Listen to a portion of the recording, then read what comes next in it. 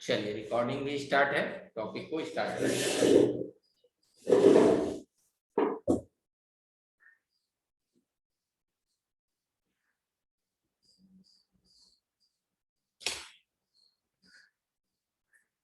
चलिए तो सबसे पहले हम लोग देख लेते हैं जो ये हमारा जो सीसी रनिंग मॉडल है, जो सारे रेडमी वीवो वगैरह में रहते हैं, सीसी 5 पिन वाली V8 भी इसे कितने लोग कहते हैं, 3500 भी कितने लोग नाम से इसे जानते हैं। इस सीसी को किस तरह से रिमूव करते हैं, काफी इजी प्रोसेस है, कोई ज्यादा इजी टफ प्रोसेस नहीं है। अगर ये खराब है तो आप इसे मतलब जला के भी निकाल लेते हैं, अगर ये अच्छी भी है तो भी आप इसे निकाल सकते हैं। ठीक है, तो ये सब जो है अगर डैमेज है तो आप इसे अनसेफ करके भी निकाल सकते हैं, अगर सही से निकालना चाहते हैं तो सही से भी निकाल सकते हैं। चलिए तो हम इसको सही से ही निकालने की कोशिश करते हैं असेंबली से।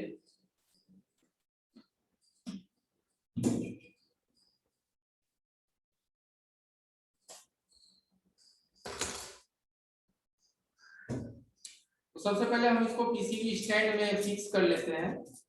और एक चीज और बता दूं आप लोगों को कि इसमें ज्यादातर काफी लोगों का सवाल रहता है कि सर सीसी बदलते हैं तो माइक खराब हो जाता है।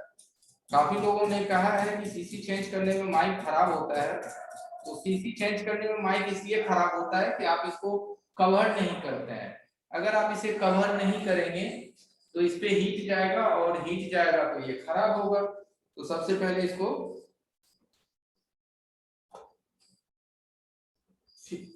कवर करना है कि असेंबली की जो हीटिंग है इस पे नहीं के बराबर में जाए। तो उसके लिए क्या करेंगे, ये सिल्वर टेप लेना है, आप छोटे कैमरे में देख सकते हैं, यहाँ भी देख सकते हैं, ये सिल्वर टेप है। सिल्वर टेप लेना है और इसकी माइक पे लगा देना है। सेफ्टी लेके जब अगर आप काम करते हैं तो थोड़ी बहुत ज्यादा भी हीट लग जाते हैं तो आपका सामान जो है वो सुरक्षित रहता है, वो खराब नहीं होते। तो इसको जो है मैंने यहाँ देखिए इस तरीके से सिल्वर टेप अंदर से, यहाँ देखिए अंदर भी इसके होल को मैंने बंद करा, छोटे कैमरे में भी आप देख सकते हैं। ठीक है, चलिए छोटा कैमरा में भी देख सकते हैं। तो सबसे पहले इसकी जो पीछे अंदर और ये बाहर बॉडी दोनों को इस तरह से इसे पैक कर देंगे। तो ये देखिए हमारा माइक क्या है, ये बंद हो चुका है। अब इसमें क्या है कि हीट जो है ये हीट को प्रोटेक्ट करता है, अंदर जाने नहीं देता है, इसे रोकता है ये सिल्वर टेप। ठीक है, तो अब क्या होगा कि यहाँ माइक पे गर्मी तो जाएगा लेकिन उतनी गर्मी नहीं जाएगी कि जितनी हम असेंबली से फोकस करेंगे। अगर असेंबली से 300 देंगे तो यहाँ मात्र 100 डिग्री या 110 115 तक पहुंचेगा, क्योंकि ये कवर किया हुआ है। तो कवर जब आप करते हैं तो माइक गर्म होता है लेकिन वो हल्के गर्म होते हैं, पूरी की पूरी गर्म वो नहीं होते हैं, जिस वजह से आपका माइक खराब नहीं होगा। ठीक है, तो चलिए इसको मैंने पैक कर दिया। अब इसको हम पीसीबी बोर्ड में इसको टाइट करते हैं।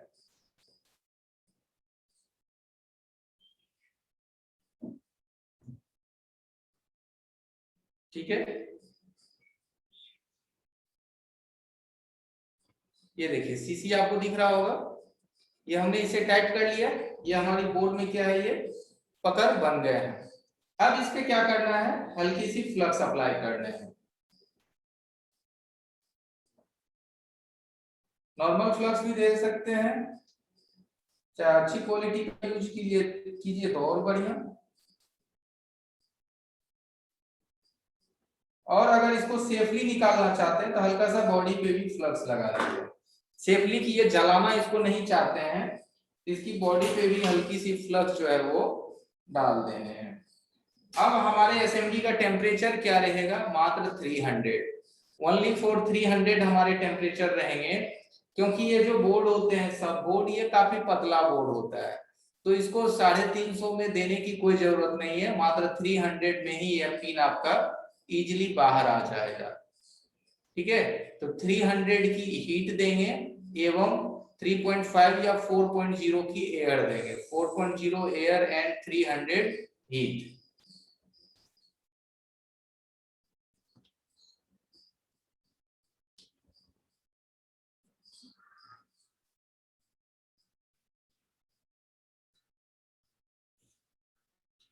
इसको अब गर्म करेंगे दोनों तरफ से, और इस हिसाब से हम इसको एक डायरेक्शन ले लेंगे कि हमें इस तरीके से इसे बाहर करनी है। देखिए कितना आसानी से बाहर आ गया, एकदम क्विकली। और क्या आपको लगता है कि हमारा पिन जो है वो जला होगा? ठीक है, पिन हमारे ये ऑलरेडी काला है, ऐसा नहीं है कि हमने करा है, ये ऑलरेडी पुरानी सीसी बोर्ड है, यूजेबल है, तो थोड़ा सा होगा, लेकिन कितना आसानी से ये बाहर आ गया बिना कोई परेशानी का। कितने मुश्किल से 20 या 30 सेकेंड लगे होंगे। ठीक है, और बिना जले, ये नहीं डैमेज होगा, ये डैमेज नहीं होगा, ये जो कंडीशन में है ये उसी में रहेंगे। ठीक है, अंदर की भी प्रिंट देख, प्लास्टिक जो है वो नहीं गला है, जो बीच वाले पॉइंट होते हैं वो गला नहीं है, वो लिक्विड जाने की वजह से थोड़ा काला दिख रहा है, लेकिन ये जस का तस अपनी कंडीशन में है, ये बिल्कुल भी ये डैमेज नहीं होगा। इस तरीके से इसे निकालना है। अब इसको आप क्या कर सकते हैं, चाहे तो सोल्डिंग से भी लगा सकते हैं। सोल्डिंग से भी काफी लोग इसे फिक्स करते होंगे कि यहाँ पे सीसी रख देते हैं और पीछे में हम इसे सोल्डिंग सटाते हैं, तो ये क्या होता है, इजिली अंदर चला जाता है, फिर हम पीछे वाली पॉइंट को सोल्ड कर देते हैं। ठीक है, सोल्डिंग से लगाने का तरीका है कि इस सीसी जैक को इस पे आप रख दीजिए साइज लगा करके, जो इसकी होल की कनेक्टिविटी है, इसकी जो होल की कनेक्टिविटी है इसको यहाँ पे इस तरह से रख दीजिए। पहले इसे हल्का सा यहाँ पे सटा दीजिए, एक पॉइंट को हल्का सा सटा दीजिए सोल्डिंग आयरन से, उसके बाद इस बोर्ड को पलट दीजिए और पीछे से चारों पॉइंट में सोल्डिंग को सटा दीजिए। सोल्डिंग सटाएंगे ऑटोमेटिकली अंदर चला जाएगा, अंदर जाएगा, फिर लास्ट के जो आउटपुट पॉइंट है 5, उसको पीछे से सोल्ड कर देना है। तो ये तो हो गया सोल्डिंग आयरन से लगाने की तरीका, बट हम एसएमडी से ही इसको निकाले हैं तो हम एसएमडी से ही लगाएंगे। और दूसरी बात ये भी है कि सीसी जो आप चेंज करते हैं, तो मार्केट में कई तरह के सीसी रहते हैं, लोकल भी रहते हैं, सस्ती वाली भी रहते हैं, प्रीमियम क्वालिटी भी रहता है। ठीक है, तो जहां तक सीसी वगैरह चेंज करें, तो हमारे कहने का मतलब है कि सीसी वगैरह जब भी आप चेंज करते हैं तो कोशिश यही कीजिए कि वहां पे ओरिजिनल और प्रीमियम क्वालिटी की सीसी लगाएं। उससे क्या रहता है कि उस फोन के चार्जिंग भी स्पीड चार्ज होते हैं, उसकी पकड़ भी, कनेक्टिविटी अच्छा रहता है, चार्ज जब आप इसे डाटा केबल इसमें पुश करेंगे तो वो हिलेगा नहीं, डिस्कनेक्ट नहीं होंगे चार्जर। तो क्वालिटी हमेशा जो है अच्छी क्वालिटी का सीसी इस्तेमाल कीजिए। कितना 2 या 1 रुपए 2 रुपए 4 रुपए के फर्क पड़ेंगे आपको प्राइस में, लेकिन एक बार अगर आप किसी को लगा के देंगे ग्राहक को, तो वो आपसे संतुष्ट होगा, आपके काम से वो संतुष्ट हो पाएंगे, आगे आपकी जो कस्टमर है वो भी बनी रहेंगी। ठीक है, और आपका व्यवहार भी अच्छा बना रहेगा। अगर कस्टमर की तरफ से कोई बैड रिव्यू नहीं आता है कि सर क्या लगा के दिए, तुरंत जल्दी खराब हो गया, ठीक है, तो वो आपको भी परेशानी है कि एक काम को आपको दोबारा करने पड़ते हैं, इससे चिड़चिड़ापन आपको महसूस होगा। तो काम देखिए, आप जैसा बनाना चाहेंगे अपने काम की स्टाइल को वैसा बनेगा, जैसा आप कस्टमर को रखना चाहेंगे वैसा आपका कस्टमर रहेगा। तो देखिए प्रीमियम क्वालिटी पता कैसे चलेगा, ठीक है, तो प्रीमियम क्वालिटी जो है, जैसे ही जहां से आप कोई भी जो ये स्पेयर खरीदते हैं, तो जो प्रीमियम क्वालिटी के स्पेयर रहते हैं ना, वो अलग ही आपको एक मतलब मजबूती उसमें रहता है, और वो जो है आपकी मदरबोर्ड से जो कंपोनेंट निकले हैं, एक समान वो वैसा ही दिखेगा, एकदम A to Z वैसा ही रहता है, और उसकी क्वालिटी भी एकदम मजबूत रहते हैं। मार्केट में कुछ जो है प्योर स्टील की भी चेक रहते हैं, कुछ जो है एल्युमिनियम बॉडी भी रहता है। ठीक है, तो प्रीमियम लीजिए यानी कि प्योर स्टील लीजिए, कुछ कॉपर के भी उसके रहते हैं बॉडी, तो अच्छा से अच्छा जो है मिलता है हमारे पास, तो सारा मिलता है। अब आप लोग तो हर लोग हर जगह से हैं, काफी लोग काफी जगह से हैं, तो हो सकता है वहां अवेलेबल नहीं हो, बल्कि हम लोगों के पास तो एकदम बेस्ट क्वालिटी अवेलेबल रहता है कि अच्छी से अच्छी सीसी आप परचेज कीजिए और एक बार कस्टमर को लगा के दीजिए, तो कस्टमर आपके पास दोबारा आएगा, बल्कि दूसरे चीज के लिए आएगा कि सर आपने पिछला काम करके दिया था, बहुत अच्छा चल रहा है, ये वाली आप भी कर दो। ठीक है, तो सीसी में काफी लोग जो है मतलब नहीं ध्यान देते हैं, लगा के दे दिए, फिर चले ना चले भाई, तो नहीं, ऐसा लगा के दीजिए कि कस्टमर की ना लाइफ रहे। और ध्यान रहे कि सीसी जब आप नया लगाते हैं तो कस्टमर का चार्जर जो होता है चार्जर का डाटा केबल भी जरूर चेक कीजिए कि क्या उसके अंदर पानी गया हुआ तो नहीं है, उसके डाटा केबल के अंदर उसकी जो पॉइंट रहते हैं वो सड़ तो नहीं गया है, या कार्बन लग करके डैमेज तो नहीं हो गया है। यानी कि देखिए जो भी आप काम करते हैं, सिर्फ चार्ज, अगर मान लीजिए अभी आप चार्जिंग बना रहे हैं तो चार्जिंग से रिलेटेड जो भी बातें हैं, डाटा केबल सही होनी चाहिए, अच्छी क्वालिटी का पिन लगाइए, पीछे की सारी पॉइंट को अच्छे से सोल्ड कीजिए, और जो है जब भी सीसी बोर्ड भी चेंज कीजिए तो अच्छी क्वालिटी का लगाइए। तो ये सब जितने भी टॉपिक से चार्जिंग से संबंधित हर चीज को समझना, फॉलो कर लेना जरूरी होता है। सिर्फ पिन लगा के डाल देना ही तो जरूरी नहीं है। पिन के बाद है कि अगर ट्रैक टूटे हुए तो आप उसे भी जोड़ सकते हैं, ये ट्रैक किस आईसी में जाती है वो भी हम आगे बताएंगे। तो अभी फिलहाल ये समझना है कि पिन जो भी लगाइए बेस्ट क्वालिटी का लगाइए, अच्छा लगाइए, और फिनिशिंग जबरदस्त दीजिए, फिनिशिंग अच्छा फिनिशिंग दीजिए, ताकि वो बोर्ड जो है आसानी से जो है फ्रेम में बैठ पाए। कितने लोग लगाते हैं सीसी ज्यादा नीचे, दूसरा डाल के नीचे कर देते हैं, वो बोर्ड ऊपर की ओर चला आता है, फिर उसके बॉडी बैठते नहीं है, वो नट से पकड़ के टाइट कर देता है, आधा सीसी बीच में रहते हैं, आधे नीचे रहते हैं। ठीक है, तो जी बताऊंगा, टाइप सी भी मैं बता रहा हूँ। तो इस तरीके से अब इसे है कि हम असेंबली से ही लगाएंगे। तो जब आप नई पिन परचेज करके लाते हैं, नया पिन परचेज करके लाते हैं, तो उसमें कोशिश ये करना है कि नए पिन में कि यहाँ पे जो इसकी पॉइंट रहते हैं, ये जो आप इसकी पॉइंट देख रहे हैं 5 पॉइंट, इसमें हल्का सा रांगा पहले जरूर लगा दीजिए। रांगा तो समझ ही रहे होंगे आप लोग, इसमें रांगा हल्का जरूर लगा दीजिए ताकि ये इसकी कनेक्टिविटी जो है ये आसानी से आपको बोर्ड को पकड़ ले। हल्का सा पेस्ट लगा करके इसमें रांगा सोल्डिंग आयरन से अटैच कर देना है। जब आप इसमें हल्का सा रांगा अटैच करते हैं तो वो आपकी आसानी से मदरबोर्ड में वो कनेक्ट हो जाते हैं।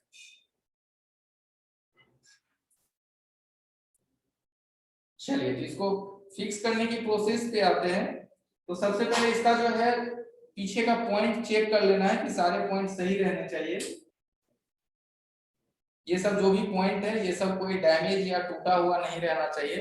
तो पॉइंट अभी सब सही है, तो आप नया पिन लगाइए। मैं तो यही लगा कि आपको इसकी लगाने की प्रोसेस में दिखा देता हूँ।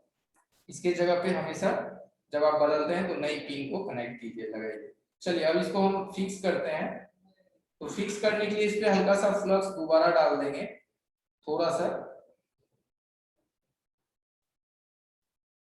और ध्यान देना है कि सीसी को यहाँ पे पहले नहीं रखने। ठीक है, यहाँ पे सीसी को पहले नहीं रखने हैं, पहले हमें मदरबोर्ड को मेल्ट करना है।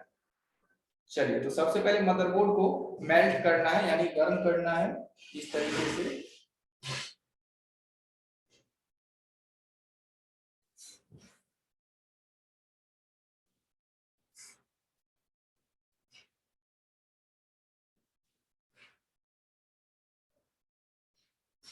ठीक है, देखिए कितना आसानी से लग गया, कोई परेशानी है, एकदम इजीली कनेक्ट हो गए, और पीछे का भी सारा पॉइंट कनेक्ट हो गया एकदम आसानी से। सो एसएमडी से ही, तो एसएमडी से भी आप लगा सकते हैं, फिनिशिंग भी अच्छा आएगा और ज्यादा आपको टाइम भी नहीं लगेगा। गर्म हुआ, पिन को रख दीजिए, हल्का सा पुश करके छोड़ दीजिए, पिन को डाल दीजिए और हल्का सा पुश करके छोड़ दीजिए। जब आप नई पिन लगाएंगे तो उसका जो ये लेग रहते हैं नीचे की, वो लेग देख लेना है कि कोई ज्यादा फैला नहीं रहना चाहिए। अगर कोई लेग बहुत ज्यादा फैला रहेगा तो 3 लेग आपके यहाँ अंदर आसानी से चले जाएंगे, एक लेग नहीं जाएगा। तो उसको दबा करके बरोबर कर लेना है सामने वाली लेग के अनुसार में। ये ध्यान देना है कि चारों लेग एकदम बरोबर आमने सामने सीध में रहेंगे, तो वो आसानी से जो है सीसी आपके मदरबोर्ड में ये जो होल है उस होल में वो इन हो जाएंगे आसानी से। चलिए अब इसको जरा क्लीन कर लेते हैं।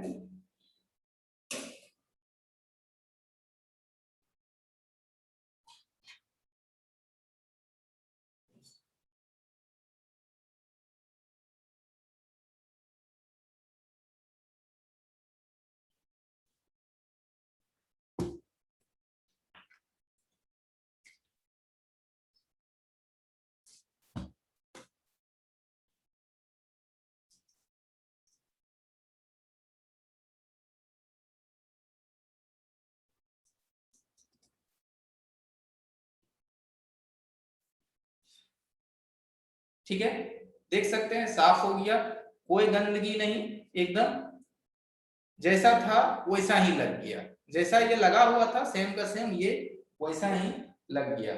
तो अब आपको जैसा सुविधा हो, आप एसएमडी से लगाने में आपको लगता है अब कोई दिक्कत नहीं, आप एसएमडी से लगा लीजिए। अगर एसएमडी से आपको थोड़ा बहुत दिक्कत लग रहा है कि एसएमडी से लगाएं, अगर इसकी बीच की पॉइंट जो है वो बर्न हो जाएंगे, मेल्ट हो जाएंगे, तो सोल्डिंग आयरन से भी लगा सकते हैं। लेकिन मुझे तो एसएमडी से ही लगाने आसान लगते हैं कि काफी कम समय लगता है, खोलो तुरंत निकालो, तुरंत नहीं डाल के लगा दो।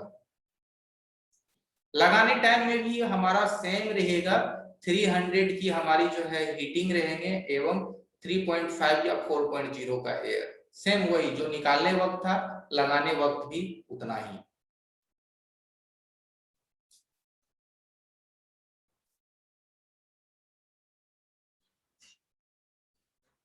चलिए टाइप सी के लिए काफी लोग जिक्र कर रहे थे, तो चलिए टाइप सी भी देख लेते हैं।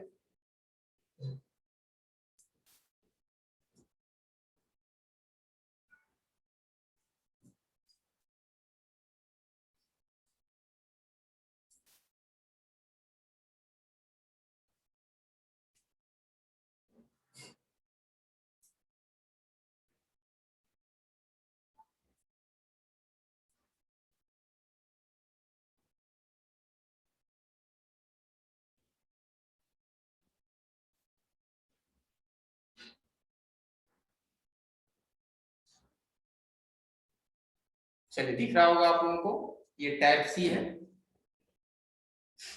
ठीक है। अब इस टाइप सी को किस तरह से रिमूव करते हैं एवं किस तरह से लगाते हैं, ठीक है, देख लेना। काफी लोगों आप लोगों ने देखा होगा कि टाइप सी के पीछे में जो है व्हाइट वाली फ्लक्स दिए हुए रहते हैं, व्हाइट फ्लक्स दिया हुआ रहता है। अगर वो भी लगा हुआ है तो घबराने की बिल्कुल जरूरत नहीं है। आप हीट दे करके जब आप जैक को रिमूव करेंगे तो वो फ्लक्स आपका जो है ऑटोमेटिकली जैक के साथ बाहर चला आता है, ठीक है। नहीं, अगर आप चाहते हैं कि पहले मैं उस फ्लक्स को ही रिमूव करूं, तो आप अपनी एसएमडी का टेम्परेचर को 250 पे फिक्स कीजिए और उस पे ग्लू पे हीट कीजिए और ट्विजर से आप उसे हल्का हल्का टच कीजिए, वो सारा टूट टूट के जो है वो टुकड़े टुकड़े होकर के बाहर निकल जाएंगे, वो टिकेगा नहीं। क्योंकि 250 डिग्री सेल्सियस पे वो जो ग्लू रहते हैं, चाहे वो ब्लैक हो या व्हाइट हो, वो टूटने लगते हैं, टूट करके वो बाहर आने लगता है, ठीक है। तो टाइप सी कनेक्टर को हम चेंज करते हैं, रिमूव करते हैं, रिमूव करने का प्रोसेस तो सेम वही प्रोसेस है, बिल्कुल कुछ भी प्रोसेस डिफरेंस नहीं है जैसा कि आपने अभी देखा, लेकिन फिर भी मैं करके दिखाता हूं।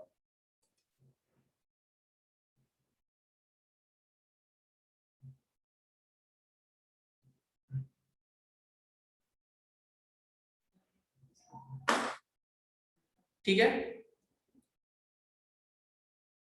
सेम है, 300 का हीट देंगे क्योंकि ये जो नीचे की जो जितने भी सब बोर्ड रहते हैं ये पतला बोर्ड रहता है, ठीक है। हमारे कहने के मतलब को समझिए कि ये सीसी बोर्ड जो रहते हैं, सीसी जो आप चेंज करते हैं मैक्सिमम तो 95% हेडसेट में सीसी बोर्ड अब नीचे ही है, बोर्ड पे है या वो पत्ते पे है, फ्लक्स पे है।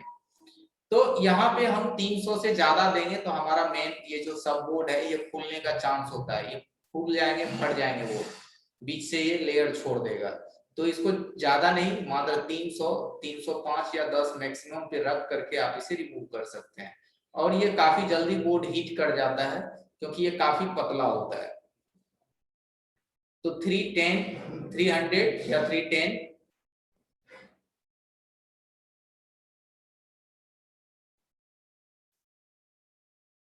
ठीक है। तो 3 और 10,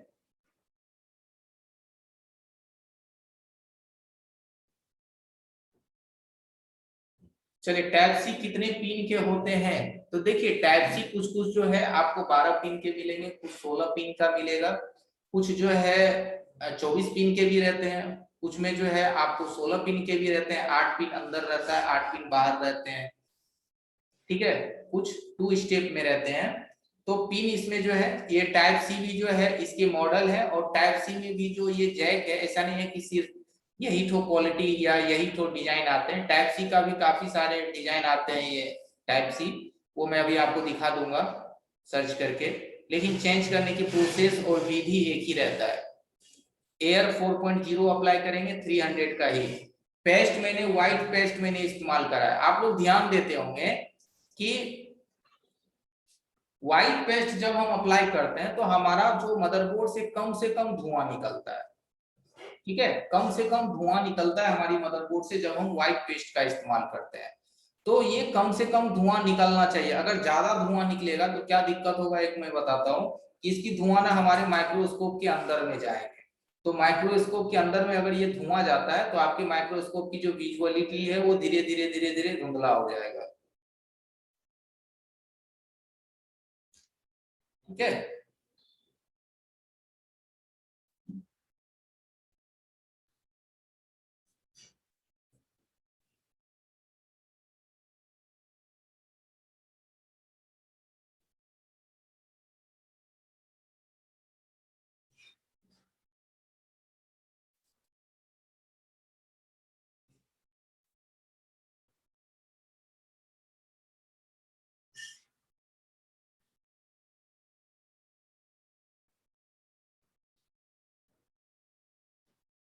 ठीक है, देखिए बाहर आ गया।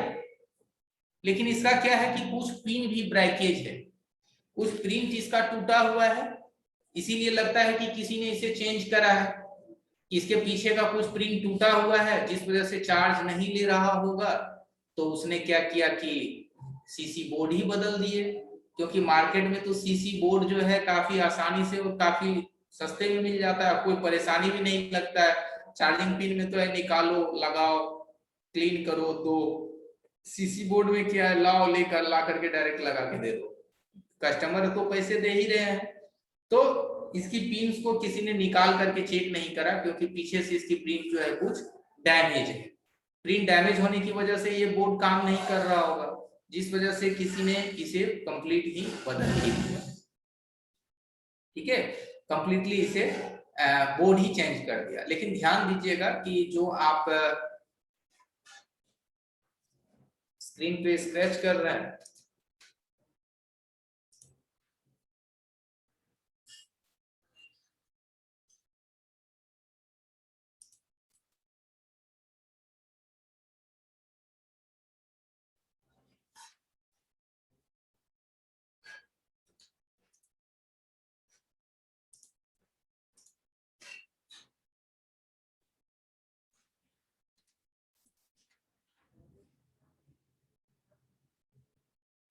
ठीक है। तो ध्यान देना है कि यहाँ जो प्रॉब्लम है वो ये है कि इसकी जो पेस्ट दिखाऊं, ठीक है, छोटे काम कैमरे में आप देख लीजिए, ये छोटे वाले कैमरे में देखिए, ये किंगबो और मैकेनिक का हम दो पेस्ट इस्तेमाल करते हैं। ये दोनों पेस्ट है हमारे पास, ये मैकेनिक का है और ये किंगबो का है। क्वालिटी ठीक ही है दोनों का, लेकिन इन दोनों में से बेस्ट माने तो मैकेनिक का ज्यादा बेस्ट है। लेकिन दोनों ठीक है, मैकेनिक हमारा जो है लास्ट है, यूज हो चुका है, अभी किंगबो बचा हुआ है। तो ये व्हाइट पेस्ट इस्तेमाल करते हैं। तो आपने देखा कि व्हाइट पेस्ट जो है ये नहीं के बराबर धुआं निकालता है, धुआं ये बिल्कुल नहीं क्रिएट करते हैं। और जिस वजह से क्या होता है, आपके मदरबोर्ड का जो शाइनिंग है वो प्रॉपर रहता है, बोर्ड काला नहीं होता है। आप काम करेंगे उसे क्लीन कर देंगे तो इतनी अच्छी फिनिशिंग अगर आप देते हैं तो अगला टेक्नीशियन समझ भी नहीं पाएगा कि उसने क्या चेंज करा है बोर्ड पे, ठीक है। लेकिन आप वही अगर नॉर्मल पेस्ट यूज करते हैं, ये वाली, ये पेस्ट मैं इसलिए रखता हूं कि किसी तार को सोल्ड करने रहते हैं तो उसको ये आसानी से पकड़ में ला देता है, इसके लिए मैं रखता हूँ किसी तार वगैरह को सोल्ड करने हैं तो। नहीं तो ऐसे आईसी और जो भी कंपोनेंट के काम करते हैं तो वो हमारा व्हाइट पेस्ट इस्तेमाल होता है। तो वो ये पेस्ट भी जो है सस्ती है, विक्स वेस्टेक्स की है। तो वो हम लोग सिर्फ सोल्डिंग के लिए किसी वायर बोर्ड को जंपर करना है तो थोड़ा बहुत कर लेते हैं, क्योंकि वो जल्दी से मेल्ट करता है, ठीक है। अब है कि हम इसको फिक्स करेंगे। तो फिक्स करने के लिए भी सेम चीज है कि नई सीसी अगर आपके पास है, जो हमारा आईपीए है वो आईफोन क्लीनर करके है, BST 850 उसका नंबर है, ठीक है, BST 850 नंबर है उसका।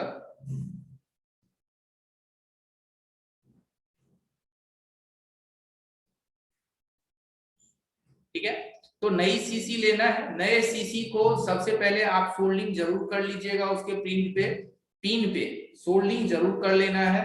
सोल्डिंग करने से ये बेनिफिट होगा कि वो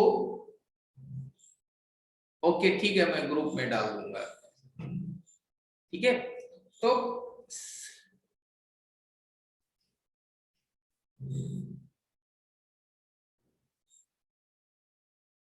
सबसे पहले सीसी की पॉइंट को पीछे से सोल्ड कर लेना है, रिसोल्ड कर लेना है डाल करके। फिर अब जब आप इसे लगाएंगे तो सारे पिन जो है वो बराबरली आपस में कनेक्टेड हो जाएंगे, मदरबोर्ड का और सीसी का भी। अगर आप सीसी में रांगा नहीं कनेक्ट करते हैं तो कुछ पिन कनेक्ट होंगे, कुछ पिन कनेक्ट नहीं होंगे, तो आपको दिक्कत हो जाएगा।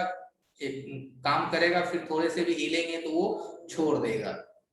ठीक है, और ये प्रिंट इसलिए कवर है कि ये सभी बोर्डों में ज्यादा जाम नहीं रहता है, किसी ने हिला दिया चार्जर को जबरदस्ती तो कुछ जो पतले प्रिंट थे वो टूट गया है। तो चाहे तो आप इसकी प्रिंट को बना सकते हैं, बहुत आसान है। जहां से प्रिंट टूटा है उसके पीछे वाले एरिया से इसे स्क्रैच कर लीजिए, और स्क्रैच करने के बाद सीसी लगाने के बाद उसको उससे जंपर से कनेक्ट कर दीजिए। तो आसान है, जोड़ सकते हैं। चलिए अब इसको फिक्स करते हैं। तो सबसे पहले हम क्या करेंगे, हल्का सा यहाँ फ्लक्स फिर से अप्लाई करेंगे।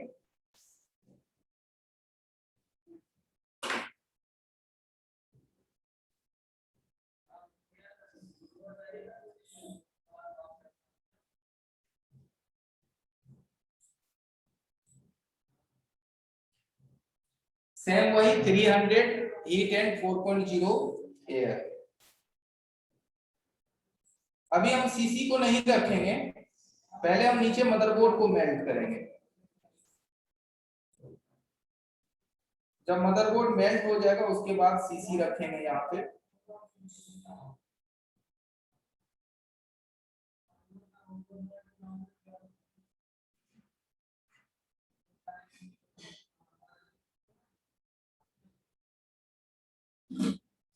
ठीक है,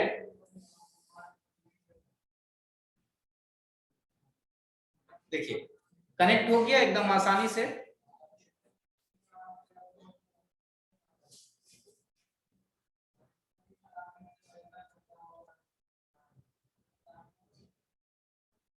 जो ट्रैक निकला है उसको जंपर करके दिखाएं। चलिए ठीक है, हम एक ट्रैक जंपर करके आपको दिखा देते हैं, बाद बाकी आप उसे समझ लेंगे। एक ट्रैक, क्योंकि पूरी की पूरी ट्रैक को जंपर करूं तो टाइम ज्यादा लग जाएगा।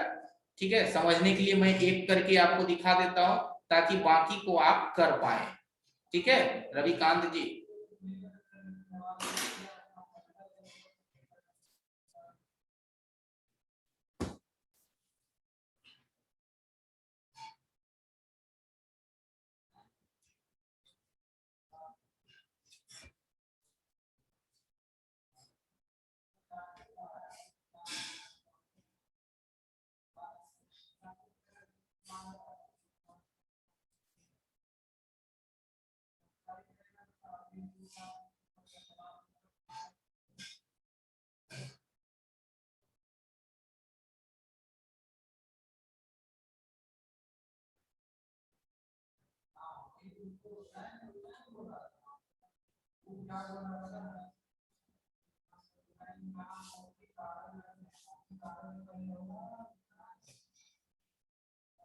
हाँ अब क्लीन दिखेगा, मैंने एडजस्ट कर दिया है, अब आपको क्लीन दिखेगा। चलिए एक ट्रैक हम आपको जंपर करके दिखा देते हैं, बाद बाकी को आप।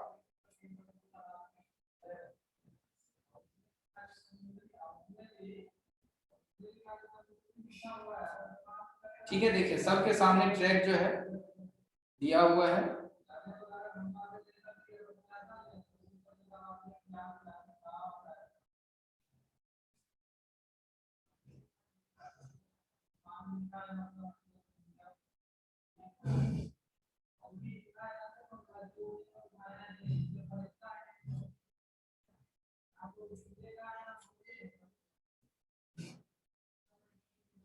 सर्जिकल ब्लेड लेंगे, और सर्जिकल ब्लेड ये आप देख पा रहे होंगे, सर्जिकल ब्लेड से इसे इस तरीके से छील लेना है।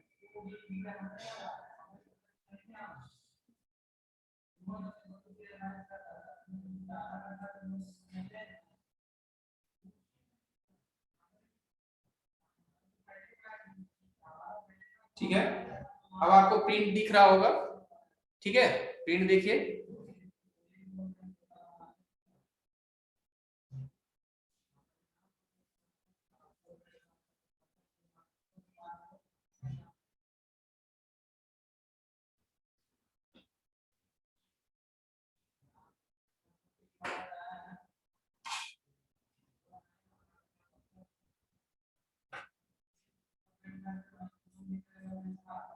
पेस्ट लगाने के बाद इसको सोल्ड कर लेंगे।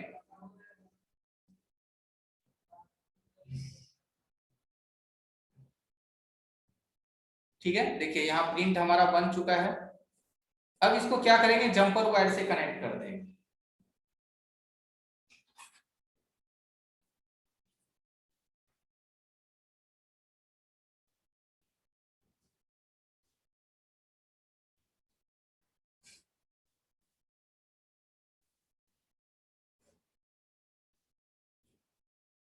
जंपर वायर को पहले छील लेना है।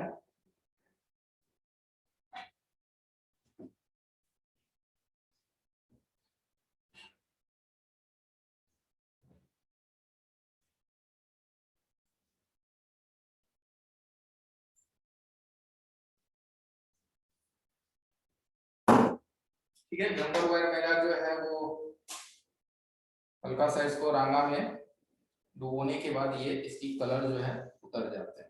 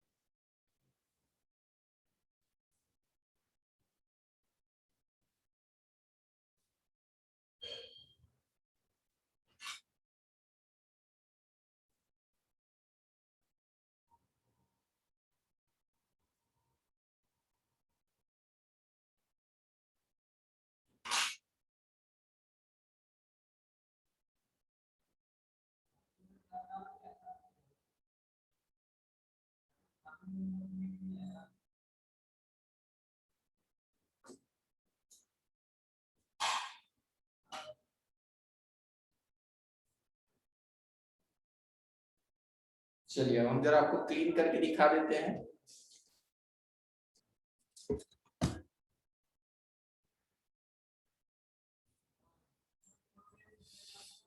ठीक है, देख सकते हैं ये कनेक्ट हो चुका है। तो इस तरीके से आप इसे कनेक्ट कर लेंगे, बाद बाकी जो भी पिन्स छूटे रहते हैं। ठीक है, ये देखिए मैं इसको और भी जरा क्लियर करके दिखाता हूँ आपको। ठीक है, ये देखिए कनेक्ट हो गया, सामने सामने सभी का प्रिंट आपको दिख रहा है। इस तरीके से जंपर लगा के आप उसे जोड़ सकते हैं, काफी आसान है, बहुत ज्यादा कठिन भी नहीं है। छीलेंगे और उसे कनेक्ट करते जाएंगे।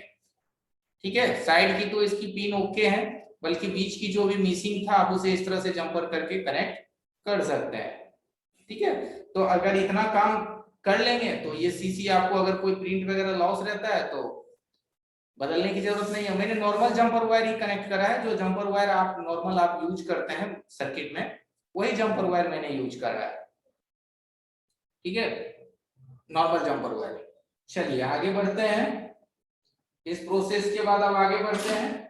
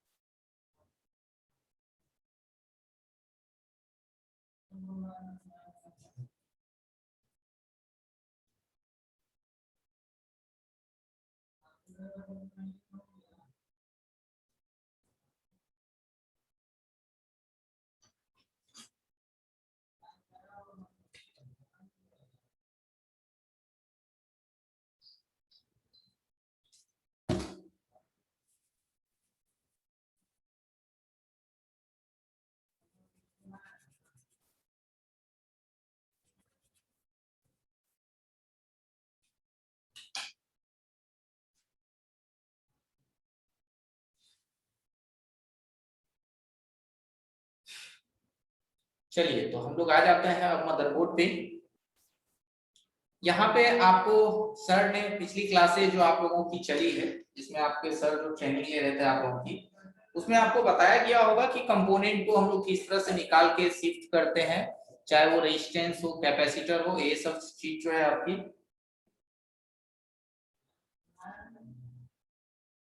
डिस्प्ले फोल्डर का कनेक्शन चेंज कर सकते हैं क्या, यानी कि एक मोबाइल में आप दूसरी डिस्प्ले लगाना चाहते हैं।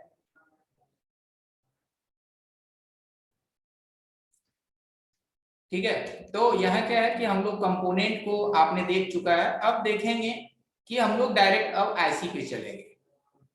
तो अभी जो है हम सबसे पहले एक छोटी आईसी पे काम करेंगे जो हमारा लेग आईसी है। सामने में आपको दिख रहा होगा 3151 WDMG, ये क्या है जो इस आईसी को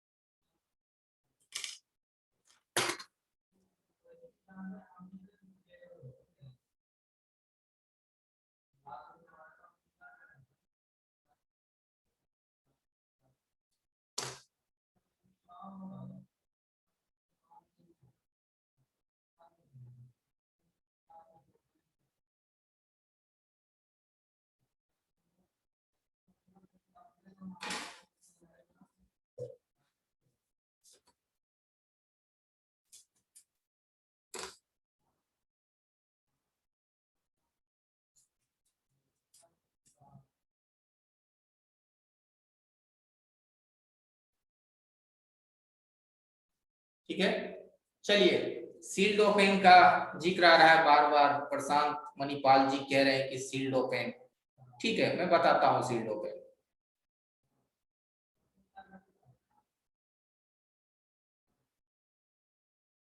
ठीक है, तो अभी आप देख रहे होंगे कि आपके सामने एक सील यहाँ दिख रहा है। इस सील को रिमूव करने के तीन तरीके हैं। ठीक है, तीन तरीका। पहला तरीका कि आप इसे कटर से भी काट के निकाल सकते हैं, कटर। ठीक है, कटर के थ्रू जो शार्प कटर होते हैं आप उससे इसे काट करके निकाल सकते हैं। दूसरी तरीका रहता है कि आप इसे हीट करके निकाल सकते हैं 330 340 डिग्री सेल्सियस में। तीसरा तरीका है कि अगर इसमें कटर लगाने की कोई जगह ही नहीं है, जैसे कि यहाँ जो ये कटिंग दिया गया है, ये कटिंग भी नहीं है, ये फुल्ली की फुल्ली क्या है, सील्ड है। यानी अगर ये पूरा का पूरा सील्ड है, इसमें कटर लगाने की कोई जगह नहीं है, तो आप इसे क्या करेंगे, हीट करके भी निकाल सकते हैं, या तो अगर हीट करेंगे, अगर इसके नीचे कोई ब्लैक ट्विस्टेड ऐसी है तो उसका बॉल बाहर आने का चांसेस रहता है। तो हम इसे क्या करते हैं, ड्रिल मशीन से काट लेते हैं। ड्रिल मशीन से काट करके इसकी एक लेयर को हम निकाल लेते हैं, उसके बाद बाकी एरिया को हम कटर से काट लेते हैं। ठीक है, तो हीट करके निकालने की प्रोसेस में क्या है कि आपको पहला प्रोसेस कि 330 340 की हीट दे करके 4.0 का एयर आप इसे निकाल सकते हैं, हीट। ठीक है, और दूसरी प्रोसेस है कटर के थ्रू। तो मैं इसे कटर के थ्रू तो आप काटते होंगे, हीट दे करके भी आप निकाल लेते होंगे, तो मैं ड्रिल मशीन से ही इसे निकाल करके दिखा देता हूं। ठीक है, चलेगा, ड्रिल मशीन से किस तरह से इसे कट करके निकालते हैं। तो ड्रिल मशीन से हम इसे कट करके दिखा देते हैं, बाद बाकी तो प्रोसेस आप यूज कर रहे हैं कि आप इसे कटर से काट सकते हैं, साइड से हीट करके भी निकाल सकते हैं। तो मैं ड्रिल मशीन की मेथड से आपको बता देता हूं कि ड्रिल मशीन हम इस पे कैसे इस्तेमाल करेंगे।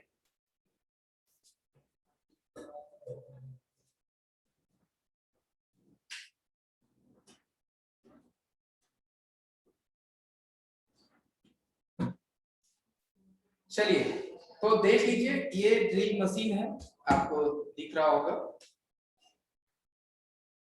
इसमें देखिए ये ब्लेड लगा हुआ है, ये वाली। ठीक है, इस ब्लेड के थ्रू में, ठीक है, इसके थ्रू आप उसकी शील्ड को काट लेंगे, और काटने के बाद जो है बाकी के एरिया को आप छोटे कैमरे में भी देख सकते हैं ये मशीन। मेरे पास दो दो ड्रिल मशीन है, देखिए एक ये भी है और एक ये भी है। सिल्ट काटने के लिए हम इसका इस्तेमाल करते हैं और ये वाली हम इस्तेमाल करते हैं कहीं पे अगर हमें कुछ स्क्रैच करना हो, प्रिंट हो या फिर ऐसी हो, तो हम उसके लिए ये वाली इस्तेमाल करते हैं। ठीक है, तो चलिए हम इससे दिखाते हैं कि किस तरह से इसे इस्तेमाल करते हैं।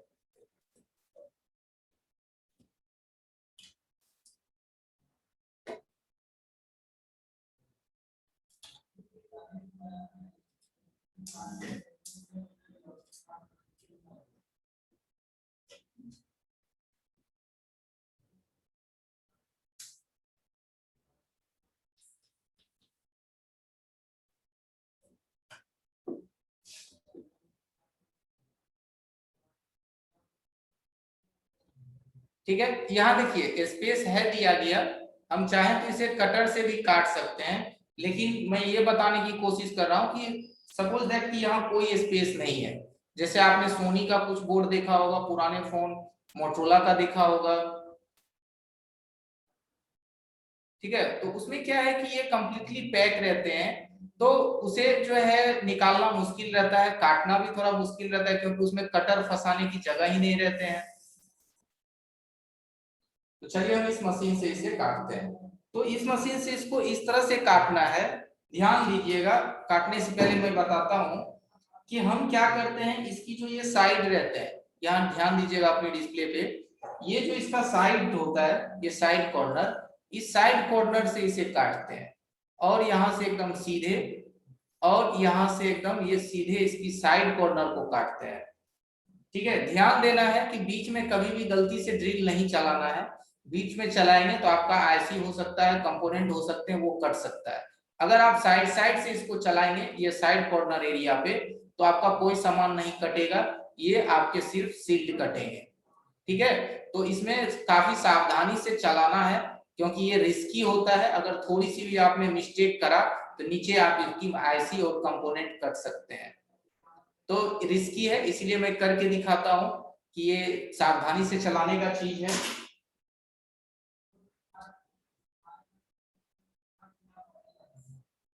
तो कैमरे में शायद आपको दिखेगा नहीं, लेकिन मैं काट के दिखाता हूं।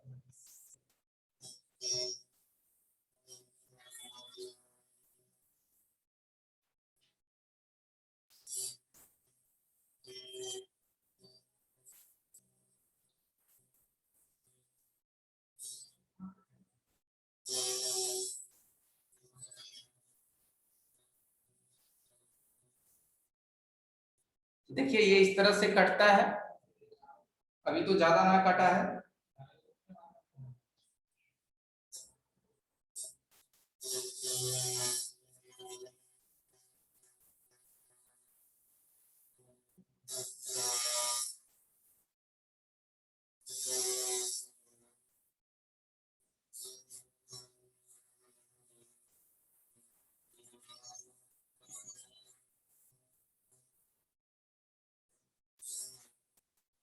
तो अब यहाँ क्या है कि हमको इसे जगह मिल गया है कटर को डालने का, और इसमें हम थोड़ा सा स्पेस बना लेंगे इधर से भी।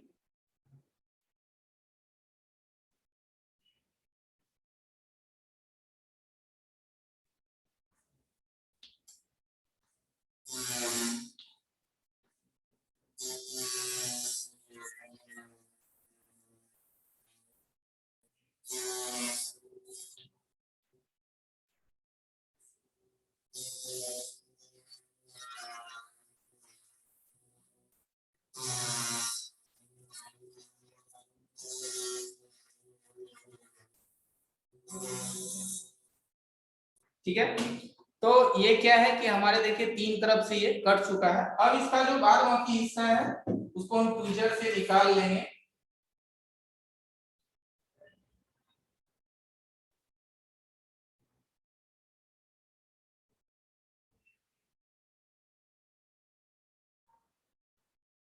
ठीक है, और अब आप यहाँ देख सकते हैं कि आपका कोई भी कंपोनेंट जो है वो नुकसान नहीं है। यहाँ पे इसके जो डस्ट गिरे हैं, कोई कंपोनेंट में कोई तरह का दिक्कत नहीं है, हम इसको क्लीन करके भी आपको दिखाते हैं।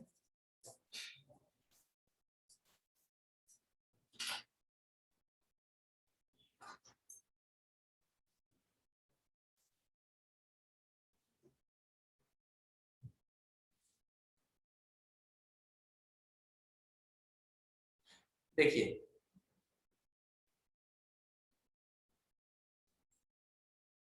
ठीक है, कट चुका है आसानी से क्या। तो उम्मीद है कि आप लोग समझ चुके होंगे कि इसे किस तरह से यूज करना है। सावधानी का चीज है, क्योंकि मैंने बताया कि इसको साइड से इस्तेमाल करना है, बीच में नहीं ड्रिल चलाने। तो आप देखिए ये प्रॉपर हमारा कॉर्नर कटा है इसका, यहाँ से भी ये प्रॉपर इसकी जो है ये कॉर्नर कटे हैं, ये पूरी की पूरी इसके कॉर्नर को काटना है। ठीक है, तो इसके कॉर्नर को अब काटे हैं। अब इसमें क्या है कि हम यहाँ से अब हम इसको कटर की मदद से भी काट सकते हैं। आगे की जो ऑप्शन है, उस आगे की ऑप्शन को हम कटर से भी काट के इसे अब हम रिमूव कर सकते हैं। लेकिन शुरू में जो हमें कोई स्पेस नहीं था, बिल्कुल भी हमारे पास कोई स्पेस नहीं था कि हम किस तरह से इसे रिमूव करेंगे और वो भी सेफली। ठीक है, तो उसके लिए आपको ये मेथड है कि इस मेथड के थ्रू आप अपनी सील्ड को रिमूव कर सकते हैं आसानी से।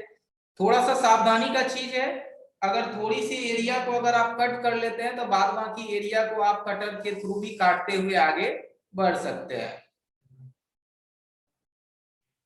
जी ये एडाप्टर से चलता है, मैं दिखाता हूँ। ये एडाप्टर इसमें लगते हैं पीछे में, यहाँ पे ये एडाप्टर लगा हुआ है, 10 या 12 वोल्ट का एडाप्टर रहता है, उस पे ये चलते हैं। और काफी अच्छा इसमें पावर रहता है, काफी इसके अंदर हैवी पावर है, तो कहीं भी ये फंसेगा नहीं, कोई भी कटर में आप डालेंगे उसे ये काट देगा।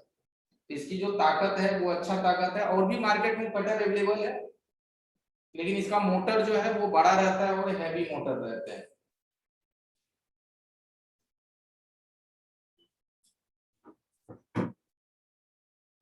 अब देखिए कि अगर आप इसे अब एसएमडी से निकालना चाहते हैं तो इसे अब आप हीट करके निकाल सकते हैं। तो चलिए हम इसे हीट करके आपको निकाल करके दिखाते हैं एसएमडी से।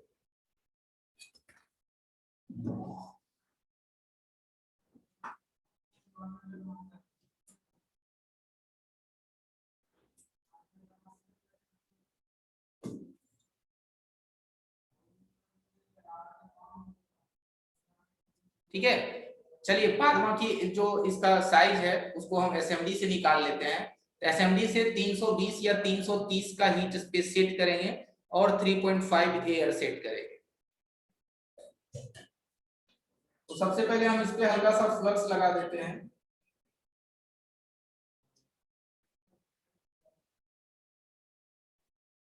फ्लक्स लगाने से ये होगा कि ये आसानी से छूटेगा और जल्दी छूटेगा।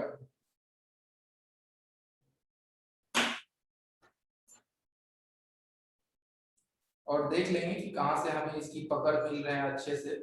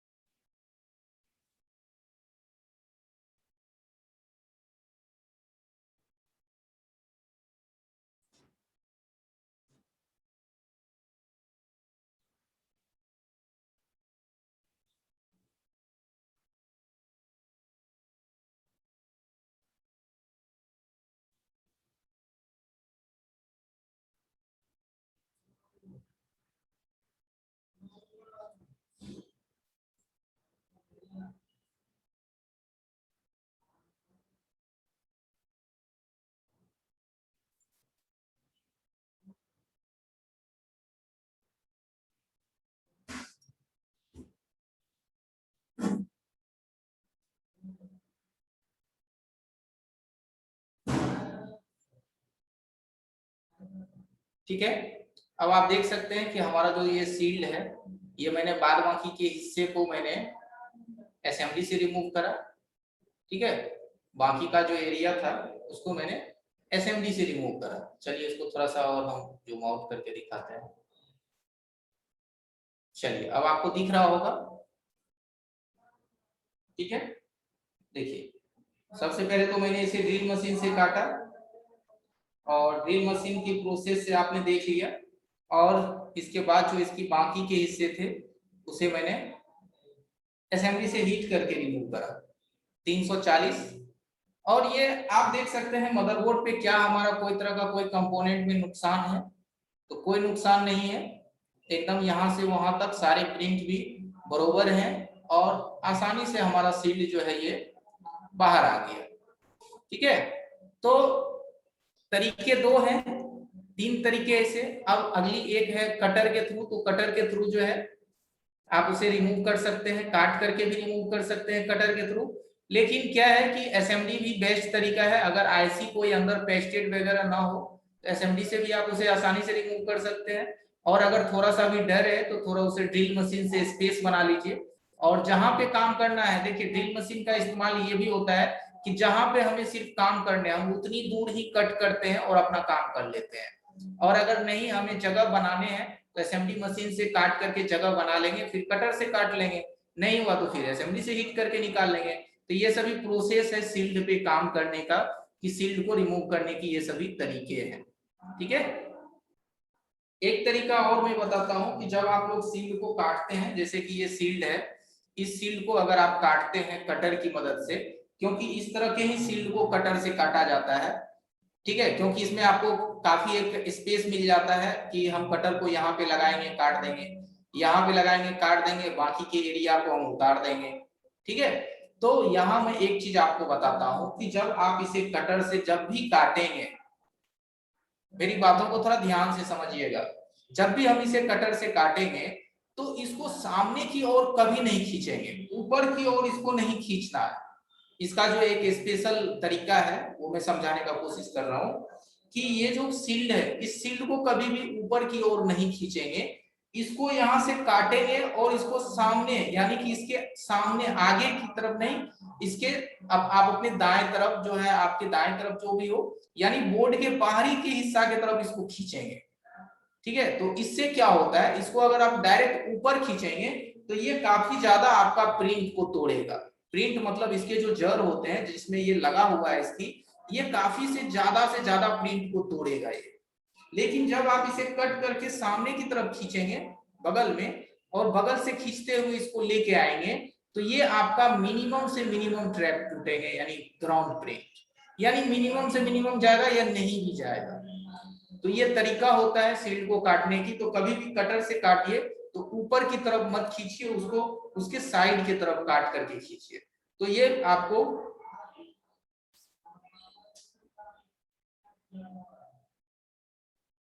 ठीक है। एकदम सीधे ऊपर नहीं खींचना है, मेरे कहने का अर्थ है ऊपर नहीं खींचना है। अब उसे साइड से उसे खींचेंगे। साइड से खींचने का मतलब होता है कि मैं एक बार दोबारा आपको बताता हूं, चलिए, अरे समझ लेना है अच्छे से।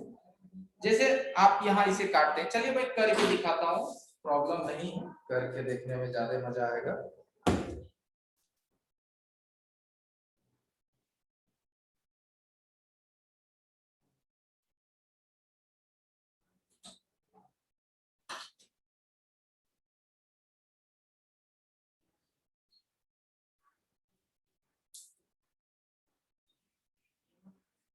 ठीक है, ये कटा,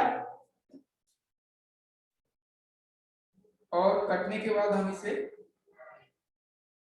देखिए, अब आप समझ रहे होंगे। यहाँ देखिए मैंने क्या किया, यहाँ देखिए ध्यान से, और इसे इस तरीके से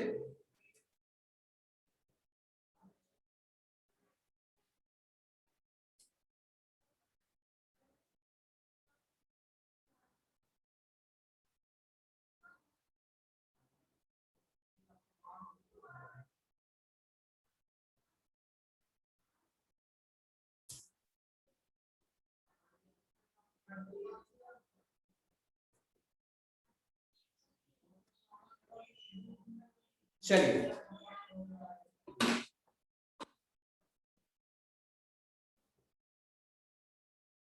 अब देखिए मैंने क्या आपको समझाने का कोशिश कर रहा था, अब शायद आप लोग समझ गए होंगे।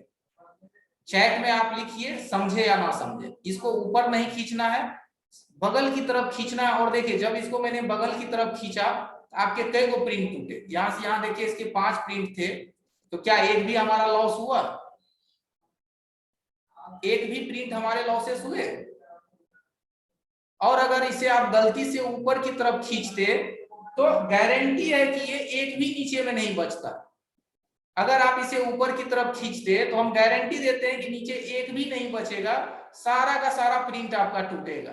और वो प्रिंट आपके बगल में कंपोनेंट में सटे सटे रहते हैं, वो टूटने लगेंगे। फिर आपका मदरबोर्ड इतना गंदा हो जाएगा, इतना गंदा हो जाएगा कि आप बोलेंगे कि भाई इस पे काम करना बेकार है, सारे प्रिंट ने तोड़ दिए किसी ने। तो प्रिंट इसलिए टूटते हैं कि सील्ड को रिमूव करने का एक तरीका होता है। ठीक है, तो मैंने आपको सभी तरीके को मैंने दिखाया कि कटर से काटते हैं तो कैसे काटते हैं, एसएमडी से कैसे निकालते हैं, और ड्रिल मशीन इस्तेमाल करते हैं तो किस तरह से ड्रिल मशीन चलाते हैं। तो उम्मीद है कि जिनका सवाल था सील्ड से, सर आप समझ गए होंगे। यस या नो हमें जरा टाइप कर देंगे।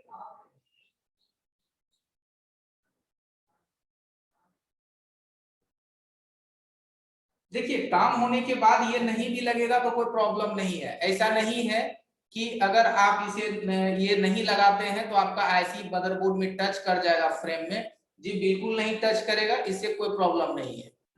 ये ओपन भी रहेगा तो चलेगा, कोई दिक्कत नहीं है। चलिए आगे की ओर अब हम लोग आईसी की तरफ बढ़ते हैं।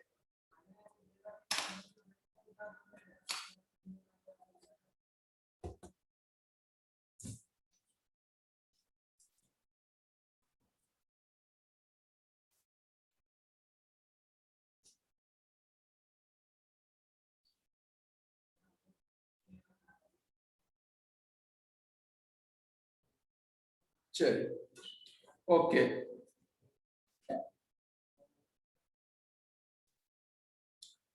ड्रिल मशीन का बीट मिलता है कि नहीं अलग से सर मैं कंफर्म नहीं हूं इस बारे में श्याम सुंदर जी, तो मैं श्योर नहीं कह सकता हूं। लेकिन मेरे ख्याल से मिलने चाहिए, ड्रिल मशीन के जो टूल्स हैं अलग से मिलने चाहिए। पता नहीं करा है, पूछ के बताऊंगा मैं आपको। कंफर्म नहीं हूं मैं भी इस बारे में कि ड्रिल मशीन के बीट वगैरह अलग से मिलते हैं या नहीं मिलते हैं। नेक्स्ट है हमारा, चलिए अब हम लोग आईसी पे चलते हैं। ठीक है, और राहुल जी बोल रहे हैं कि सवाल है, तो राहुल जी सवाल जो है, जो हमारी टॉपिक चल रहे हैं पहले इसको अच्छे से समझ लीजिए। सवाल लास्ट में जो 10 मिनट बचेगा तो जो टॉपिक रिलेटेड सवाल होंगे बस वही करना है, क्योंकि बहुत ज्यादा सवाल क्लास में निकलते हैं तो सभी सवाल का जवाब देना समय कम रहता है। और आप लोग समझते हैं कि 160 आदमी है, एक एक मिनट भी अगर दिया जाए तो समझ सकते हैं कि हमारा जो है कितने समय निकल जाएंगे। एक एक मिनट भी काफी है।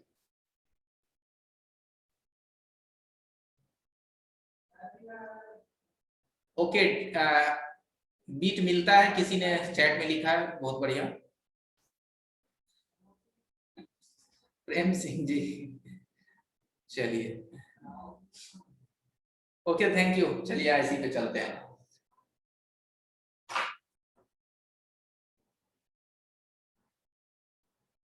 देखिए सबसे पहले हम लोग लेग आईसी से स्टार्ट करते हैं। सामने में आपको लेग आईसी दिख रहा होगा, तो मदरबोर्ड पे जो लेग आईसी लगी रहती है उसको रिमूव करने और लगाने के तरीके। ठीक है, सबसे पहले हम लोग देखते हैं कि अरे शाहराज जी ट्रेसिंग करना भी सीखेंगे, ट्रेसिंग करना नहीं सीखेंगे कि जी जी बिल्कुल सीखेंगे साहब जी। मैंने हर बार बताया है आप लोगों की क्लास में, एक बार मैं फिर से रिपीट कर देता हूं, सभी लोग ध्यान से सीखिए, सुनिएगा मेरी बातों को। ठीक है, चैट करना बंद कीजिए, मैं एक बार दोबारा बताता हूं। अभी जो हम लोगों का टॉपिक चल रहा है, जो अभी हम लोग सीख रहे हैं, जो अभी आप तक आप लोगों ने सीखा, इसमें हमारा अभी क्लास जो चल रहा है, इसमें सीधी सी बात है आपके मदरबोर्ड के ऊपर में जितने भी कंपोनेंट है, आपके मदरबोर्ड पे लगे जो भी कंपोनेंट है, उसे हम लोग किस तरह से फिक्स करते हैं, किस तरह से निकालते हैं, क्या प्रोसेस होता है उसे निकालने का, क्या उसका तरीका होता है, कैसे वो सेफली निकलेगा, कैसे वो सेफली फिक्स होगा, इस चीज को सबसे पहले समझते हैं। क्या टेम्परेचर होता है, कौन कौन सी पीपीडी लगते हैं। जब ये सभी चीज आपके हार्डवेयर खत्म होते हैं उसके बाद आपका स्टार्ट होगा सेमेटिक। और जब सेमेटिक स्टार्ट होगा तो आपके जो सवाल मन में आते हैं कि सपोज दैट अगर मैंने अभी इस आईसी को निकाला, ठीक है, मैं कहना चाह रहा हूं कि सपोज दैट मैंने अभी इस आईसी को निकाला, तो आपके मन में सवाल होगा कि ये आईसी किस चीज की है, पहली सवाल। दूसरे सवाल आपके मन में आएंगे कि ये आईसी का सप्लाई पॉइंट कौन सा है, इसका सिग्नल पॉइंट कौन सा है, इसके आउटपुट पॉइंट कौन से हैं, इस आईसी को काम करने के लिए कितने वोल्ट की आवश्यकता होती है, और जो भी वोल्टेज मिलते हैं वो वोल्टेज कौन सी आईसी इसे देता है। ठीक है, ये सब सभी चीज का जो एक डिटेल है, सारा का सारा डिटेल वो आपको सीमेटिक से मिलता है। अगर आपके पास कोई मदरबोर्ड आता है, मैं एक एग्जांपल के तौर पे बता रहा हूं, ध्यान से समझिएगा। अगर आपके पास कोई एक मदरबोर्ड आता है किसी दुकान से रिटर्न, ठीक है, और उस मदरबोर्ड में आप देखते हैं यहाँ की दो कंपोनेंट निकाला हुआ है, दो कंपोनेंट यहाँ के निकले हुए हैं, ठीक है, ये दो कंपोनेंट निकले हुए हैं। अब आपको ये जो दो कंपोनेंट है वो वहां कौन सी दो कंपोनेंट थी, उसका क्या वैल्यू था, और वो किस लाइन में लगे हुए थे, सिग्नल में, सप्लाई में, या फिर कौन सी सप्लाई लाइन, कितने वोल्ट की लाइन, वो सब आपको पता चल जाएगा। कोई भी ट्रैक अगर एक टूट जाए, वो ट्रैक्स कहां से निकल रहा है और कहां तक जाता है, सब पता चलेगा। तो थोड़ा धैर्य रखिए, एक दिन, 4 दिन, 5 दिन, 10 दिन के क्लास में कोई महान नहीं बनता है।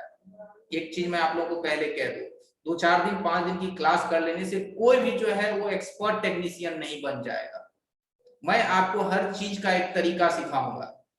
कहता है ना, रास्ता नहीं मालूम है बल्कि रास्ता ढूंढने को मालूम है। यानी आपको रास्ता आइडिया नहीं है कि क्या है, लेकिन रास्ता ढूंढने का तरीका आपको पता है।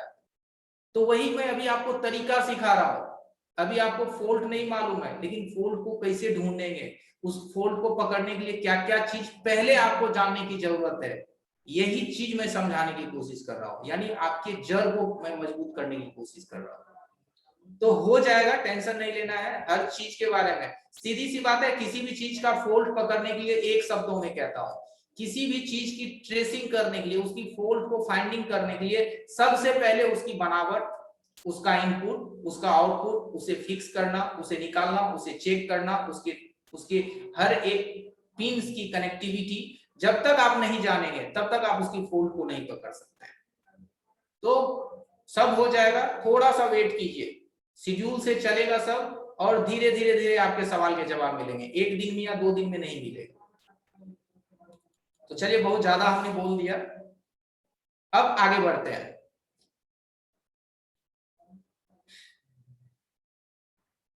तो अभी हमारे जो सामने आईसी है वो लेग आईसी है। आपके मदरबोर्ड में मैक्सिमम 2 तरह के आईसी मिलेंगे, leg IC, ball IC. Leg IC जो होते हैं उसकी कनेक्टिविटी के पॉइंट्स बाहर निकले रहते हैं जी, और प्रैक्टिस भी आप लोगों को करना है जी, बिल्कुल सही कहा आपने अब्दुल इमाम जी, प्रैक्टिस तो बिल्कुल करने पड़ेंगे। तो लेग आईसी एवं बॉल आईसी, तो लेग आईसी के जो पॉइंट है वो साइड से निकले हुए रहते हैं, और बॉल आईसी की पॉइंट सीधे आईसी के अंदर होता है, नीचे होता है, ठीक है। तो लेग आईसी हो या बॉल आईसी हो, सबसे पहले आपको मदरबोर्ड की टेम्परेचर जानना होगा। तो मैंने कई बार बताया है, या फिर आपको बेसिक में भी सर ने बताया होंगे कि किसी भी मदरबोर्ड का मिनिमम टेम्परेचर 300 है, कम से कम 300। वो क्यों है 300? तो इसमें जितने भी कंपोनेंट लगे हुए हैं, आपके सामने में जो आईसी दिख रहा है, या रेजिस्टेंस दिख रहा है, या कैपेसिटर दिख रहा है, वो सब सारे कंपोनेंट जो भी पीपीडी से लगा हुआ है, जो भी पीपीडी से लगा हुआ है, वो पीपीडी कंपनी कौन सा इस्तेमाल करता है, तो या तो वो 217 इस्तेमाल करता है या 283। दिमाग में हमारे पॉइंट को ध्यान से समझिए, कंपनी जो इस कंपोनेंट को बैठाया है, चाहे ये है, चाहे ये रेजिस्टेंस कैपेसिटर है या आईसी है, जो भी चीज को जो उसने लगाया है, उस कंपोनेंट को जो वो लगाया है वो पीपीडी इस्तेमाल करता है। जितने भी कंपनी, या तो वो 217 इस्तेमाल करते हैं या 283 इस्तेमाल करते हैं। अगर कंपनी ने 217 पीपीडी इस्तेमाल किया है तो उसमें से आपको कंपोनेंट को निकालने के लिए कितना टेम्परेचर ऐड करना होगा आप चैट में लिख सकते हैं। अगर कंपनी ने 217 की पीपीडी यूज करा है तो आपको अपनी असेंबली से कितने टेम्परेचर देने पड़ेंगे कि वो कंपोनेंट बाहर आएंगे।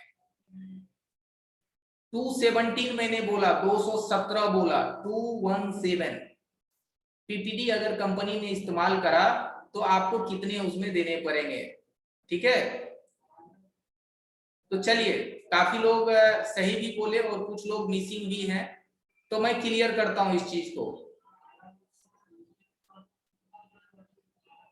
चलिए चैट, ठीक है, देखिए सिंपल सा इसका ट्रिक है, एकदम सिंपल और साधारण इसका प्रोसेस है। अगर कंपनी 217 इस्तेमाल करता है तो आप उस मदरबोर्ड पे कम से कम 317 की टेम्परेचर जब तक नहीं देंगे तब तक वो कंपोनेंट्स बाहर नहीं आएगा। क्यों देंगे 100 ज्यादा? तो 100 ज्यादा इसलिए देना पड़ता है सर जी कि जैसे कि पानी 100 डिग्री तापमान पे खौलता है, उसी तरह जो हमारी पीपीडी है 217 की अगर उसकी टेम्परेचर है तो जब तक आप उसमें 100 डिग्री टेम्परेचर प्लस नहीं करेंगे तब तक वो कंपोनेंट को नहीं छोड़ेगा। तो 217 प्लस 100 यानी 317। तो मैंने क्या बोला था कि 300 से लेकर के 350 के बीच की जो हीटिंग होते हैं वो सभी मदरबोर्ड पे काम करता है, किसी किसी मदरबोर्ड में आपको थोड़े बढ़ाने पड़ेंगे। तो यहाँ अगर आप 320 का भी हीट दे देते हैं तो आपका कंपोनेंट जो है 317 उसका नेट होता है, 317 नेट होते हैं। लेकिन क्या गारंटी है कि 317 जो आप सेट करते हैं तो आपका असेंबली आउटपुट देता ही देता है इसकी गारंटी कि आपकी असेंबली जो है 317 की टेम्परेचर अगर आपने सेट करा तो वो 100% 317 दे रहा है। कोई तो भाई साहब यहाँ ओरिजिनल असेंबली तो इस्तेमाल करते नहीं है, किसी के पास है, किसी के पास जो है कॉपी है, किसी का है वो। तो आप समझ सकते हैं इस बातों को कि अगर हमारी असेंबली 100% 317 डिग्री सेल्सियस अगर वो हीट को आउटपुट करता है तो ये कंपोनेंट आपका जो है आराम से रिमूव हो जाएगा। ठीक है, तो यहाँ पे हम लोग क्या करते हैं कि अगर ये हमारी अकॉर्डिंग जो है सही नहीं रहता है, हमारी जो रेशियो है वोल्टेज की सही नहीं रहता है, तो हम लोग उस पे क्या करते हैं 325 दे देते हैं। ठीक है, 325 दे देते हैं या 330 दे देते हैं, तो उतने में हमारे कंपोनेंट जो है आसानी से बाहर आ जाता है। और ये क्या नाम है सर, बहारुल इस्माइल जी बोलते हैं कि हम टेम्परेचर 800 देते हैं। तो 800 डिग्री सेल्सियस तो सर आप नहीं देते होंगे, 800 डिग्री सेल्सियस देंगे तो आपका मदरबोर्ड तो रोटी की तरह फूल जाएगा। 800 डिग्री नहीं होता है सर। 800 जो आप देते हैं तो कुछ कुछ एसएमडी कंपनी की ऐसी है कि सीधी सी बात है कि जैसे हमारा एक चीज मैं आपको बताना चाहता हूं कि कुछ वोल्टेज जैसे कि 800 तो बिल्कुल नहीं होता है, मैं बताता हूं वो 800 क्यों कह रहे हैं, मैं उनका रीजन आप लोगों को बताता हूं। चलिए चैट बंद कीजिए आप लोग। जैसे कि हम लोग 1.8 वोल्ट होता है, तो 1.8 वोल्ट को अगर मिली वोल्ट में कन्वर्ट किया जाए यानी कि मिली एम्पियर या मिली वोल्ट में, तो वो 1800 हो जाते हैं। ठीक है, मिली वोल्ट। तो इसने जो 800 बोला वो 800 इसकी डिग्री सेल्सियस नहीं रहते हैं, वो डिग्री सेल्सियस का एक छोटा वर्जन, वो मैं अभी थोड़ा सा कंफ्यूज हूँ इसलिए मैं क्लियर नहीं कर पाऊंगा, लेकिन वो 800 डिग्री सेल्सियस नहीं रहते हैं। अगर उसे डिग्री सेल्सियस में वो कन्वर्ट करेंगे तो उनका भी जो टेम्परेचर है वो जाकर के 350 400 के मैक्सिमम करीब जाएगा। ठीक है, तो इसीलिए वो 800 वो बता रहे हैं अपनी असेंबली से। हाँ, अगर रियली में 800 डिग्री सेल्सियस देंगे तो बोर्ड नहीं बचेगा। और सीधी सी बात है, हमारे असेंबली में आप जाएंगे हीट पे तो आप ध्यान दीजिएगा कि 450 रहता है। आप अपनी असेंबली में देखिएगा हीटिंग तो मैक्सिमम 400 रहता है, किसी किसी में 500 रहते हैं, तो 800 तो रहता नहीं है। तो चलिए इस बात को साइड करते हैं। तो हमारा मदरबोर्ड का टेम्परेचर क्या है, 217 पीपीटी अगर कंपनी इस्तेमाल करा तो आप 320 से 25 इस्तेमाल करेंगे, 40 मैक्सिमम करेंगे या मैक्सिमम 50 करेंगे, आपकी कंपोनेंट बाहर आ जाए। ठीक है, और अगर किसी किसी बोर्ड में इतने में नहीं बाहर होते हैं तो कंपनी उसमें 283 का पीपीडी इस्तेमाल करता है, तो हमें 383 यानी 380 यानी 370 380 उसमें आपको हीटिंग अप्लाई करनी पड़ेगी। लेकिन वैसा बोर्ड अब मार्केट में नहीं है, मैक्सिमम आपको 350 पे सारे काम हो जाते हैं। कुछ ऐसे बोर्ड आ जाएंगे पुराने वाली जिसमें कि आपको ज्यादा हीट देना पड़ेगा। पुराने कुछ कुछ सोनी वगैरह के फोन्स आते होंगे या मोटरोला के, जिसकी आप सीसी भी निकालते होंगे ना, तो लगता होगा कि बोर्ड जल जाएगा बट सीसी नहीं बाहर आएंगे, तो कंपनी उसमें 283 इस्तेमाल कर देते हैं, जो कि थोड़ा हैवी होता है, वो जल्दी मेल्ट नहीं होते हैं। तो यहाँ हम अपनी एसएमडी का टेम्परेचर फिक्स करेंगे 330 पे या 340 पे। वॉइस हमारा क्लियर है सर? आपको नहीं मिल रहा है तो आप लॉग आउट होकर के लॉग इन हो जाइए। 330 या 40 पे फिक्स करेंगे और एयर रहेगा 4.0 और इस आईसी को रिमूव करेंगे।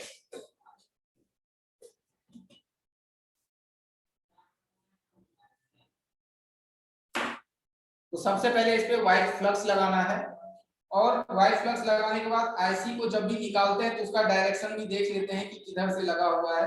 तो चलिए जैसा है हम उसको उसी तरह से निकालेंगे और उसी तरह से फिक्स करेंगे।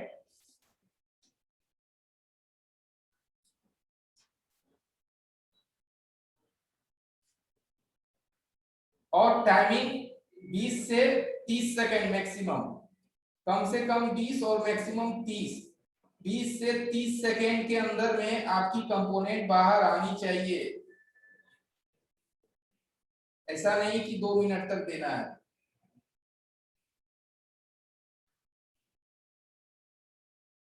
ठीक है, 20 से 30 सेकेंड।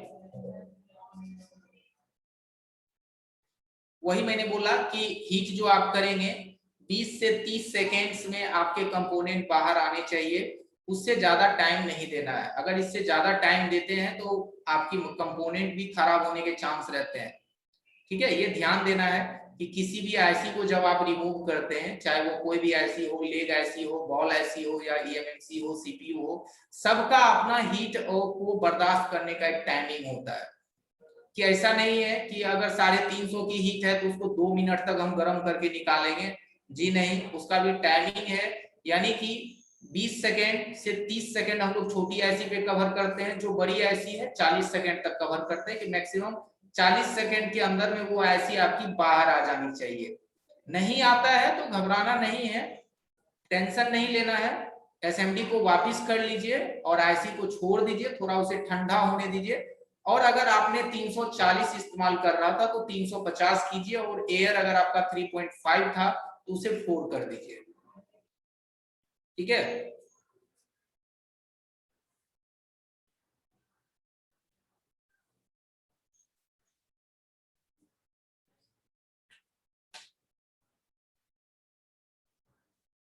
देखिए एसएमडी में 1 2 3 लिखा हुआ है तो 350 कहाँ होगा।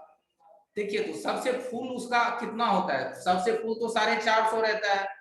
तो आप उसे देख लीजिए कि 0 से लेकर के 450 फुल होने पे होता है, तो बीच में वो कितना होगा। अगर उसको हम बीच में रखते हैं तो हमारा कितना हो जाएगा, 225 होगा।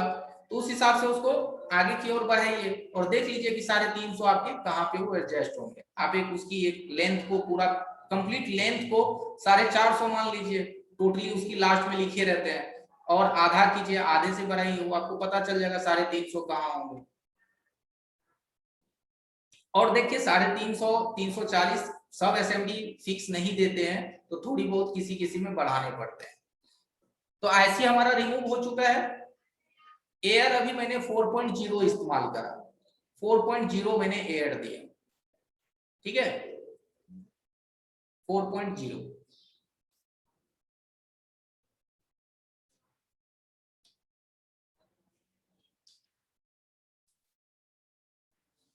4.0 एयर। चलिए इसको जरा क्लीन कर लेते हैं, क्योंकि क्लीन करने के बाद ही इसकी पता चल पाएगा कि नीचे का प्रिंट सही है या नहीं।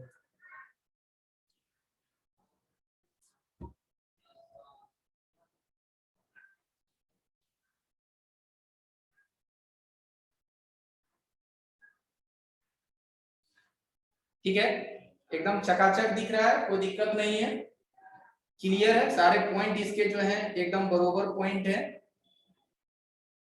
सारे ट्रैक्स भी आपको दिख रहे हैं, कहीं कोई जो है शॉर्टिंग या फिर आपस में कनेक्टिविटी नहीं है।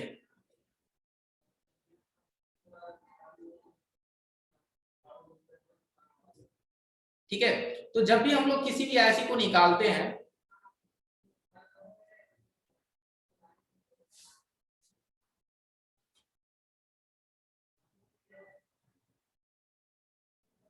हैंड को स्टेबल रखने का टेक्निक बताइए। हैंड को स्टेबल, क्या अब्दुल इमाम जी बोल रहे हैं सर? एडिडास, हैंड स्टेबल रखने का टेक्निक बताइए सर। ओके, हैंड स्टेबल रखने का टेक्निक, चलिए ठीक है मैं बताता हूँ। सबसे पहले देखिए, ध्यान दीजिए, जी प्रैक्टिस तो है ही, लेकिन फिर भी थोड़ा सा जो है उसका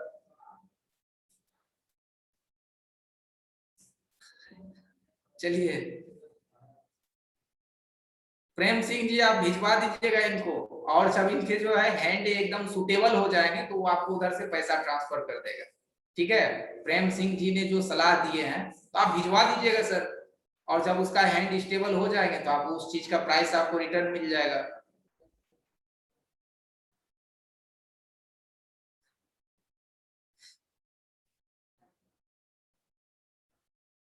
चलिए कोई नहीं, चलेगा, माइंड फ्री रहना चाहिए। देखिए हैंड स्टेबल करने का तरीका हम समझाते हैं। यहाँ देखिए कि हम लोग जब काम करते हैं, जी सही कहा आपने कि हैंड को सपोर्ट दे, ठाकुर सागर जी आपने सही बोला कि हैंड को सपोर्ट कीजिए। यहाँ देखिए जो हमारी एक हैंड है, मैंने अपने कैमरे को, चलिए मैं अपना कैमरा जरा जूम कर देता हूँ। चलिए अब सभी को दिख रहा होगा, अब सभी को पूरी इमेज दिख रहे होंगे हैंड को किस तरह से स्टेबल करना है। जब भी हम लोग काम करते हैं, अगर हम डायरेक्टली अगर किसी भी स्टैंड पे नहीं काम करते हैं, तो यहाँ हमारे हैंड का ये देखिए, ये हमारा लगा हुआ रहता है, ये जो नीचे का हिस्सा है इसे आपको यहाँ सपोर्ट दे देना है, और जब आप सपोर्ट दे देंगे उसके बाद अगर आप किसी भी चीज को टच करेंगे तो वो आपका हाथ ऐसे ऐसे हिलेगा नहीं। ठीक है, ये जो इस तरह से हाथ कांपते हैं ये कांपेगा नहीं, ये ध्यान दीजिए। पहला सबसे पहली चीज की आप इसे सपोर्ट दीजिए। दूसरी बात ये भी है कि कुछ लोग अपने अपने तरीके से असेंबली पकड़ते हैं, कुछ लोग दाएं हाथ से पकड़ते हैं, कुछ लोग बाएं हाथ से पकड़ते हैं। मैं अपनी बताऊं तो मैं तो दाहिने हाथ से असेंबली पकड़ता हूं और बाएं हाथ से कंपोनेंट को। ठीक है, दाहिने से असेंबली और बाएं से कंपोनेंट को। तो सबके है कि अलग अलग तरीके रहते हैं। आप देखिए सीधी सी बात है, क्रिकेट भी आप लोग देखते हैं तो कोई लेफ्टी होता है तो प्रॉब्लम नहीं है, क्योंकि उसी में उसका शुरू से अभ्यास हो जाता है, तो वो लेफ्टी रहते हैं, उसी में वो सिक्सर चौके मारते रहते हैं, तो प्रॉब्लम नहीं है। प्रॉब्लम ये है कि अगर शुरू से आप पकड़ना चाह रहे हैं बेस को, तो दाहिने हाथ में असेंबली पकड़िए, बाएं हाथ से ट्विचर पकड़िए। ठीक है, और हम तो दाहिने हाथ से ही असेंबली चलाते हैं। और जब आप पीसीबी स्टैंड पे काम करते हैं, चलिए हम यहाँ पीसीबी स्टैंड रखते हैं, अब मुझे अगर इस आईसी को रखने हैं तो हमारा ये देखिए सपोर्ट क्या हो जाएगा, यहाँ देखिए स्टैंड में ये टच हो जाएगा। हम इसे हाथ को हवा में झूला के नहीं कर सकते हैं। यहाँ देखिए हाथ को अगर आप हवा में रखेंगे, फ्री रखेंगे ऐसे, तो ये हाथ आपका इस तरह से हिलेगा, और हल्की सी भी अगर हिल गया तो आप सोच सकते हैं कि नीचे का कितना रेजिस्टेंस कैपेसिटर को आप उड़ा दीजिएगा। जहां असेंबली से आप हीट किए, एक आईसी को उठाने के चक्कर में आप उसके आसपास की जितनी भी कंपोनेंट रजिस्टर कैपेसिटर आप उसे इधर से उधर हिला देंगे। ठीक है, तो ये ध्यान देना है कि जब भी काम करें तो हाथ को हवा में नहीं रखना है, हाथ को यहाँ देखिए स्टेबल कीजिए, और यहाँ जो आपका केहनी है ये टेबल पे रुकेगा। यहाँ देखिए हमारी टेबल है, चलिए मैं दिखाता हूँ, ये देखिए ये हमारी टेबल है, यहाँ तक हमारी टेबल है, ये हमारी दूसरा हाथ आपको दिख रहा होगा, ये तक हमारा टेबल है। तो यहाँ से हम क्या करेंगे, इसको हैंड को भी यहाँ हम पहली सपोर्ट देते हैं। फर्स्ट सपोर्ट हमारा यहाँ से होता है, आपको उंगली दिखेगा, यहाँ देखिए फर्स्ट सपोर्ट हमारा यहाँ पे है, यहाँ हमने दिया। सेकेंड सपोर्ट हमारा यहाँ हुआ, देखिए दो सपोर्ट यहाँ हमको मिलता है, फर्स्ट एंड सेकेंड सपोर्ट। ये दो सपोर्ट जब आप देंगे उसके बाद जब आप यहाँ काम करेंगे तो आपका हाथ जो है जो हिलता है वो 50% तो तुरंत रुक जाएंगे, 50% हिलना वो तुरंत रुक जाएगा, बाकी के जो 10, 20, 25, 50% बचते हैं, 1-2% तो सबका हिलेगा, क्योंकि बिल्कुल स्टेबल होना भी जरूरी नहीं है, रोबोट तो नहीं है, हम लोग इंसान है, तो 100% तो नहीं रुकेगा, हल्की सी भी वो हिलेंगे ही हिलेंगे। तो इसका जो है, जो थोड़ी सी हिलेंगे तो चलेगा, उतना हमारा बैलेंस बन जाएगा। बाद बाकी यार जब 2 सपोर्ट आपको मिल जाएगा, उसके बाद आप काम कीजिए, लगेगा कि आप सभी कंपोनेंट को इजीली निकाल सकते हैं, आपको कोई हाथ हिलने का समस्या नहीं आएगा। तो सबसे पहली चीज है सपोर्ट, ठीक है, तो हाथ नहीं हिलेगा। इस तरीके से ही हम काम करते हैं। तो मैंने आपको अपना काम करने का स्टाइल और तरीका आपको दिखाया कि इस तरीके से काम कीजिए, आपका हाथ नहीं हिलेगा। और जब भी अब हम लोग मदरबोर्ड पे काम करते हैं, चिप लेवल काम करते हैं, तो हाथ तो जायज है कि हिलना नहीं चाहिए। अगर हाथ हिलेगा तो हम लोग एक सीपीयू पे जंपर नहीं मार पाएंगे, ठीक है। तो अब रविकांत जी रिपीट मत करवाइए, मैंने अच्छे से बताया है। तो रिपीट के लिए आपको वीडियो मिलेगी सर, देख लीजिएगा, थोड़ा सा प्रेशर भी लीजिए बैकअप के लिए, और तुरंत फिर इस चीज को रिपीट क्या करवाइए, मैंने सारी चीज तो मैंने आपको डिटेलिंग में बताया, ठीक है रविकांत जी। ठीक है, अब हम लोग आईसी पे आते हैं। चलिए मैं अपना स्क्रीन को शेयर करता हूं।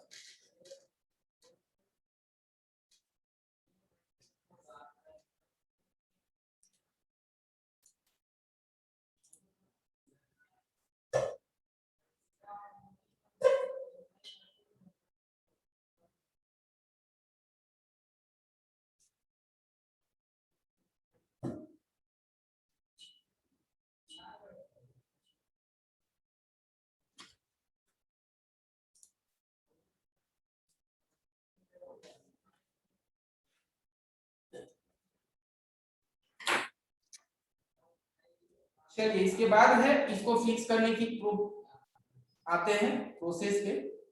तो पहले हल्का सा फ्लक्स देना है, और फ्लक्स देने के बाद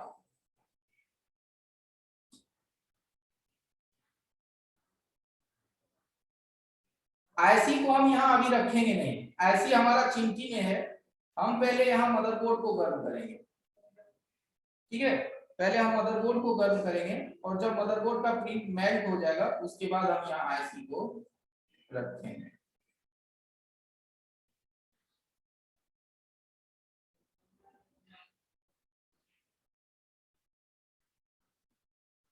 ठीक है, ध्यान से देखिए, हमारा आईसी लग चुका है, और जैसा था वैसा ही लग चुका, एकदम आसानी से लग गया। कितना टाइम लगा होगा, आप गौर किए होंगे कि आईसी मुझे बैठाने में कितने समय लगे होंगे। मुश्किल से मुझे लगता है 20 सेकंड के अंदर अंदर हो गया होगा शायद।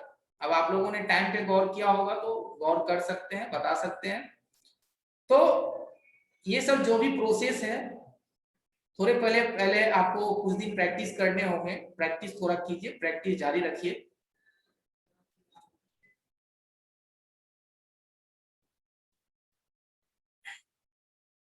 चलिए मैं आपको अपना टूल्स का वीडियो ही दिखा देता हूं।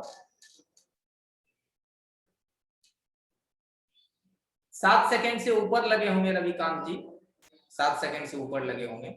20 सेकंड के अंदर अंदर लग जानी चाहिए। अगर 20 सेकंड के अंदर में आप कंपोनेंट को बैठा लेते हैं तो आपका जो हैंड का प्रैक्टिस है वो अच्छा कैटेगरी माना जाता है।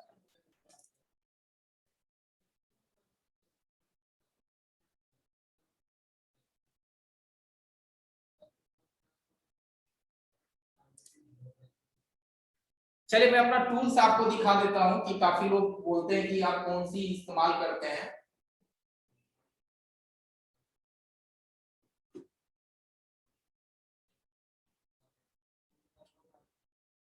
ठीक है, सबसे पहले तो आपको हमारा पीसीबी स्टैंड दिख रहा होगा, ये देखिए पीसीबी स्टैंड आपको हमारा दिख रहा होगा, ये हमारा पीसीबी स्टैंड है। पीसीबी स्टैंड के बाद देखिए कि ये हमारी फ्लक्स है।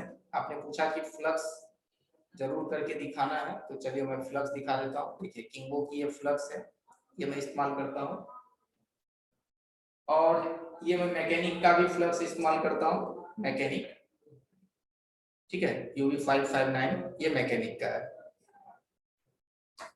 2 हो गए। उसके बाद ये देखिए हमारा जो है शार्प ट्विजर है, और ये हमारा कटर है, नॉर्मल ही है, और एक ये दूसरी कटर है, उसके बाद ये हमारी लिक्विड है क्लीनर, ठीक है। 850 क्लीनर है, फोन क्लीनर करके आता है, iPhone cleaner, iPhone PCB cleaner 850, इससे मैं बोर्ड क्लीन करता हूँ, ठीक है। ये हमारा नॉर्मल सस्ता सा मल्टीमीटर है, बहुत ज्यादा महंगा नहीं है, सनशाइन का है, नॉर्मल है, ठीक है। और ये सब हमारे पीपीडी हो गए, और ये जंपर वायर, ठीक है, जंपर वायर। रोजिन तो आप समझते ही होंगे, रोजिन, ठीक है। टूल्स देख लीजिए पहले, और ये हमारा स्क्रैपर ब्लेड है जिससे हम आईसी निकालते हैं, ये सब दिखाएंगे। अभी आईसी का काम तो आपका बचा हुआ है। और इसके बाद देखिए हमारा सोल्डिंग आयरन, एकदम सस्ता सोल्डिंग आयरन है, बहुत महंगा नहीं है, नॉर्मल सोल्डिंग आयरन है। और ये शॉर्ट किलर है, और ये हमारा जो है चार्जर है, और ये है एसएमडी, ठीक है। देखिए एसएमडी है, देखिए सामने से देख लीजिए, ठीक है। 852D एसएमडी, इसी में हमारा क्या है 2-in-1 है ये, इसमें एसएमडी भी है,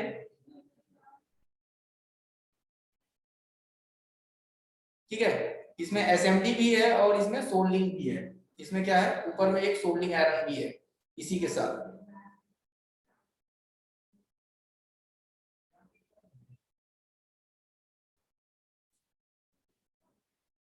ठीक है। तो यही हमारे टूल्स हैं, और ये हमारा सेटअप है माइक्रोस्कोप का, बस यही छोटी सी है हमारी सेटअप, और इसी से काम चल जाता है अच्छे से।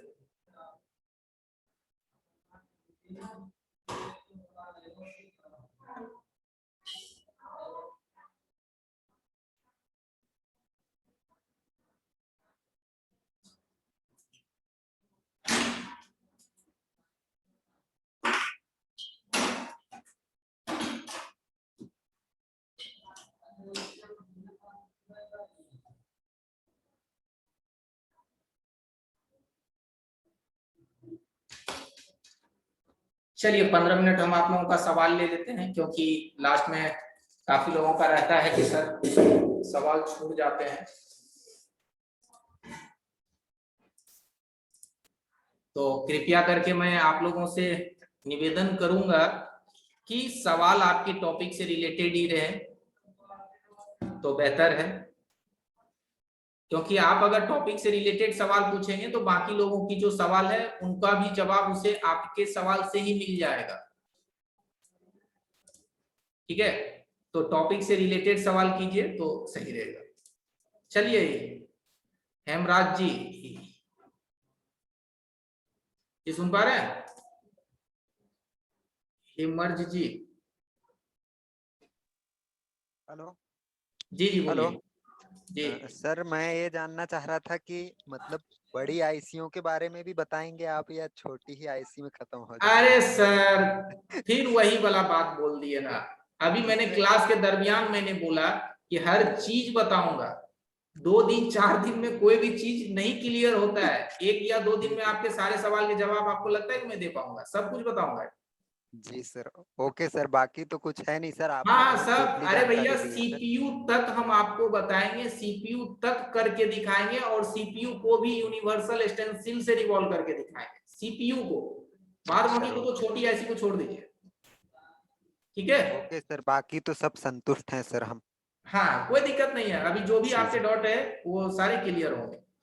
ओके सर, ओके चलिए महाराज जी, राज और महराज, गुड इवनिंग सर।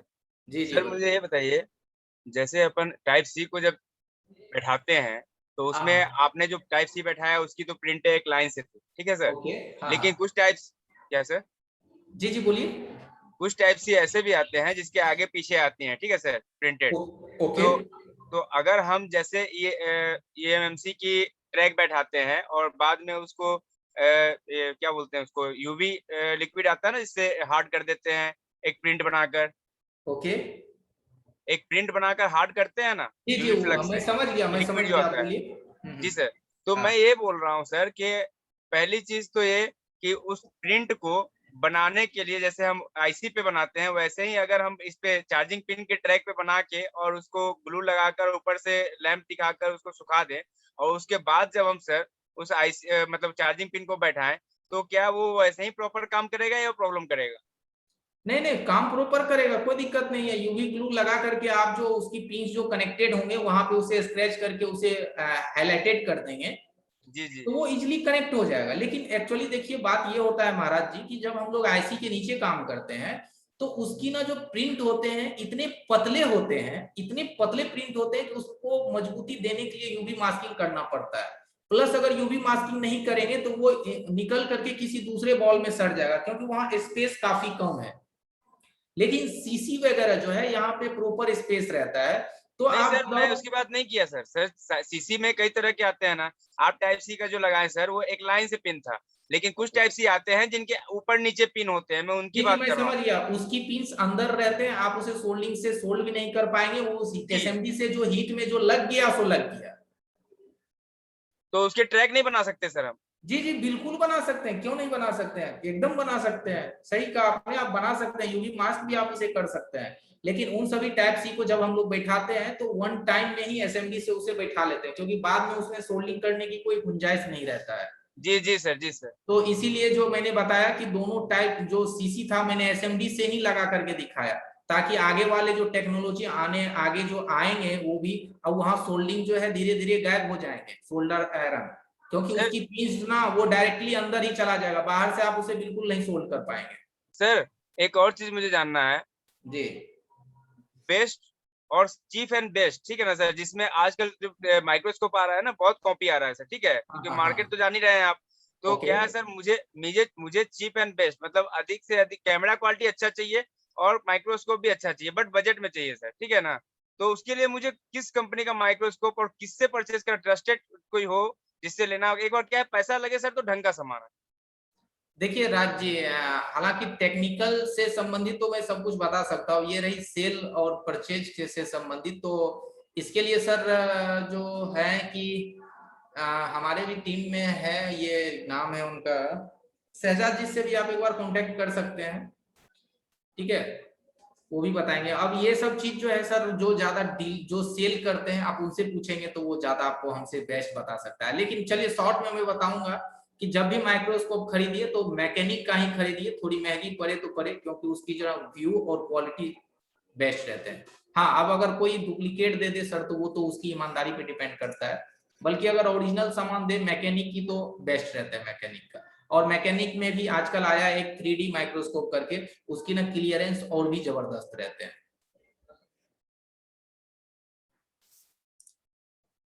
चलिए सुनील कुमार जी, सुनील कुमार राज, बताइए।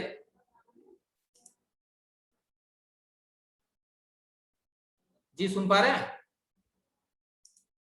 नहीं सुन पा रहे हैं, चलिए शिव कुमार जी बताइए। सर मुझे आपका पर्सनल नंबर चाहिए। अरे सर, हमें बुला लीजिए अपने एड्रेस पे ही आ जाते हैं, ऐसा क्या है? नहीं सर, सर मैं आने के लिए तैयार हूँ सर। आए? मैं सर आने के लिए तैयार हूँ, I like it. Okay okay, तो आने के लिए तो हमारा एड्रेस छुपा हुआ है आरएमएम का, पटना में ऑफिस है, आ जाइए, मुलाकात हो जाएगी। सर मैं वहीं आके बात करता हूँ आपसे। हाँ बिल्कुल, आइए बात कीजिए, क्यों नहीं करेंगे, आइए पटना चलो में तो हम ठीक है हैं सर। ही। सर फेसबुक आईडी बता दीजिए, इंस्टा पे बता दीजिए, किसी पे भी तो फॉलो कर ले सर हम आपको। ओके, फेसबुक पे तो हम ज्यादा वक्त देते नहीं है क्योंकि सारा का सारा टाइम तो हमारा आप लोगों के साथ ही गुजरता है, हाँ ठीक हाँ है। वो तो है। तो फेसबुक पे तो है, आईडी है, बल बहुत कम इस्तेमाल होता है हमारा, क्योंकि आप जानते हैं कि उन सब चीज पे वही लोग ज्यादा फोकस करते हैं जिनको कि टिकटॉक ये फेसबुक, मुझे इंटरेस्ट नहीं है, तो मैं रहता हूँ काफी कम, बहुत कम। तो चलिए शिव कुमार जी, पटना आइए, मिलिए, कोई प्रॉब्लम नहीं है। ठीक है सर, मैं अभी निकलता हूँ, 1-2 दिन में प्लान बनाता हूँ आपसे, मैं वही उधर ही आके बात करूंगा। हाँ हाँ ठीक है Shiv Kumar ji, thank you sir. Okay. चलिए मूलचंद जी, जी मूलचंद जी सुन पा रहे हैं? नहीं सुन पा रहे हैं, चलिए प्रसाद जी। हेलो। जी जी हाँ, नहीं सर। बताइए। जी गुड इवनिंग। हेलो, हाँ सर, हमारी असेंबली है ना, आरडी 850 आपकी जो डिजिटल है ना, क्या चीज? आपकी जो ये असेंबली दिखाई आपने डिजिटल है ना, सर आपका आवाज डिस्टर्ब आ रहा है, मैं हाँ, क्लियर नहीं सुन पा रहा हूँ। और आपकी जो ये असेंबली है ना, ये असेंबली आपकी हाँ जी। वो डिजिटल असेंबली आपकी जो दिखाई थी आपने, सर आपकी हॉट रीजन और में दिखाई है। भी। हेलो, हाँ हेलो।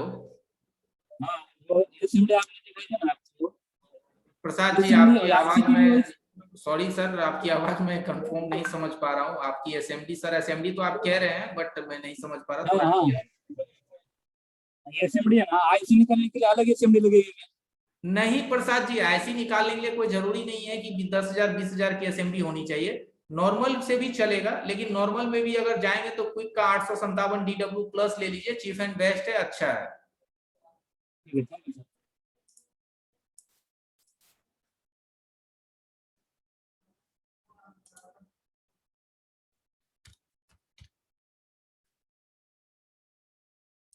जी विवेक जी बताइए। सर हेलो हाँ सर, मैं ऐसे बोल गुड आफ्टरनून सर जी। जी जी बोलिए। एक तो आपकी शॉर्ट किलर मशीन से ना सर, जी मूलचंद जी, आपको मैंने म्यूट करा था, आपने सुना ही नहीं दिया, अनम्यूट नहीं हो, मैं आता हूँ आपके पास। सर जी, जी सर जी, जी हेलो हाँ सर जी, बोल रहे हैं ना जो क्रिस्टल आप कल बताए ना, वो जी क्रिस्टल में जो है ना कि मैं एक मोबाइल का मतलब 1200 वाई एक था कीपैड वाला फोन, उसमें क्रिस्टल था लगा, और एक उससे भी बड़ा एक फोन था कीपैड वाला सैमसंग का, उसमें उस क्रिस्टल का उसमें लगा दिए, लेकिन उसका क्रिस्टल का वो नंबर जो अलग था तो वो डेड हो गया सेड। देखिए डेड इसलिए हो जाता है ना कि आप देखिए क्रिस्टल में भी है ना कि है तो सारे क्रिस्टल ही, लेकिन सारे क्रिस्टल के जो इनपुट और आउटपुट है थोड़े से डिफरेंस रहते हैं। किसी का इनपुट अगर ए पॉइंट है तो ए से होता है, किसी का आउटपुट इनपुट ए है तो किसी दूसरे क्रिस्टल की नंबर की जो इनपुट है उनका बी पॉइंट से लिया जाता है। इसीलिए आप जो जब भी क्रिस्टल लगाएं तो सेम नंबर का लगाएं या सेम मॉडल नंबर हैंडसेट से ट्रांसफर करें उससे।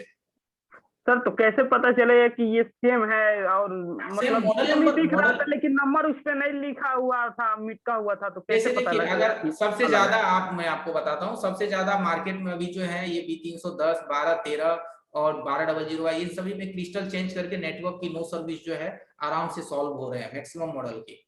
बाद बाकी मॉडल की जो नहीं सॉल्व होते हैं तो वो RF से भी प्रॉब्लम रहता है या फिर उसकी स्विचिंग एक ऐसी है उससे भी वो प्रॉब्लम रहता है। ठीक है सर जी मतलब ये नहीं कराऊंगी तो बेटा वाला मोबाइल ही तो 1200 वाई फिर से सैमसंग पे छोटा वाला जो हो जा रहा है, लेकिन सैमसंग में एक बड़ा फोन आता है ना बेटम वाला, उसका डिस्प्ले थोड़ा बड़ा हाँ शायद रहता वो है, B350 या उसका चेंज कर। B355 मॉडल है।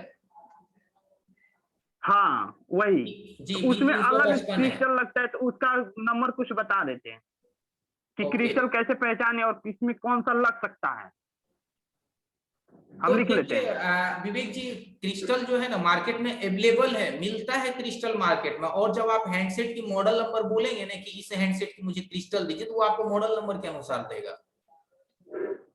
ठीक है सर जी, हो गया। हाँ वो मिल थैंक यू जाता सर है, जी। मिल रहा है, अवेलेबल है मार्केट में क्रिस्टल, मैंने खरीद के लाए हैं और ज्यादा कीमत नहीं है, 30 रुपए 35 रुपए 40 रुपए दे रहे हैं क्रिस्टल, और लगाने पे ठीक है एक सर बार जी, में काम करता है।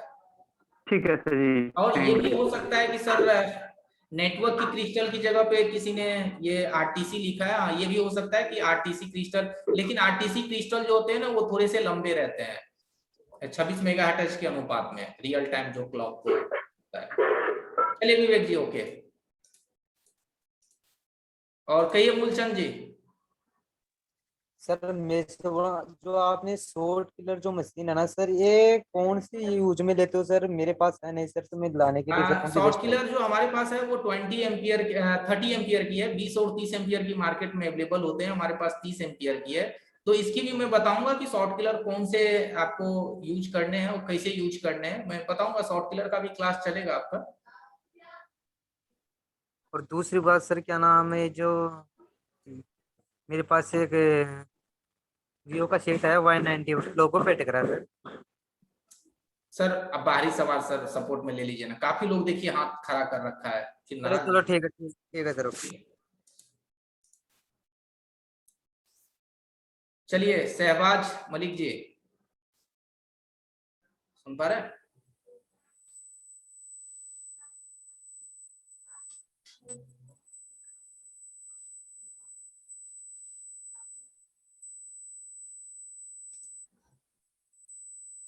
आपकी आवाज नहीं आ रहा शहबाज मलिक जी। चलिए श्याम सुंदर जी बताइए। जी श्याम सुंदर जी सुन पा रहे हैं? Evening sir. जी बताइए। सर वो कल का जो क्लास है ना सेंसर का, क्या सर? Sensor sensor. जी सेंसर होते हैं फोन में जी। हाँ सर, वो किसी भी मोबाइल से निकाला किसी और मोबाइल में लगा सकते हैं सर? जी जी, किसी का किसी में लगाने से पहले आपको सेंसर का जो है डिजाइन और उसके नीचे जो पिन्स रहते हैं उसके नीचे उसका पॉइंट रहता है। कोई 8 पिन के रहते हैं, कोई 10 पिन के रहते हैं। तो अगर पिन प्रॉपर मैच कर रहा है तो ही आप लगा सकते हैं। जैसा कि आप डिजिटल माइक को लगाते हैं तो जैसे पिन एक दूसरे में मैच करता है तो आप उसे लगा लेते हैं। अगर पिन नहीं मैच करता है तो आप उसे जंपर करके बाईपास करके लगा लेते हैं। तो सेंसर में ऐसे नहीं चलेगा, लेकिन पिन मिलान हो तो आप लगा सकते हैं। और सर एक और सवाल, जो लिक्विड डालते हैं सेंसर को हाई पर, तो उससे सेंसर का प्रॉब्लम नहीं होता है सर? नहीं नहीं, बिल्कुल कोई प्रॉब्लम नहीं होते, वो प्रोटेक्टेड रहता है, वो खराब नहीं होता है। थिनर से साफ कर सकते हैं उसको, कोई दिक्कत नहीं है? हाँ, साफ कर सकते हैं। Okay sir, thank you.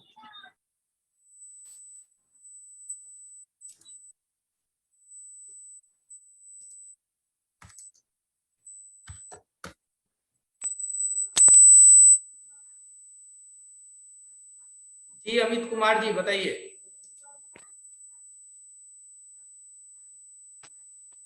जी अमित कुमार जी बताइए। जी हेलो बताइए। सर, हाँ हाँ, ये सर एक पूछ रहे थे कौन सा मतलब एसएमडी सही रहेगा सर? देखिए एसएमडी जब भी लीजिए तो मैंने बताया था कि स्पाइरल एसएमडी यूज कीजिए। और एसएमडी में ऐसा नहीं है कि महंगी ही चलेगी। स्पाइरल कोई भी 3000 की भी एसएमडी है तो आप उससे काम कर सकते हैं, बल्कि वो स्पाइरल होनी चाहिए। तो अब आपको स्पाइरल और इंजेक्टर का फर्क मालूम है आपको? नहीं सर, नहीं मालूम है? चलिए मैं फर्क दिखा देता हूँ। एक बार बता दीजिए सर।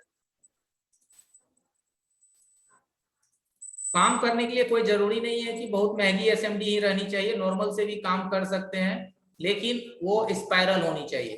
तो चलिए मैं, हमारे पास एक इमेज है, मैं आपको दिखाता हूँ।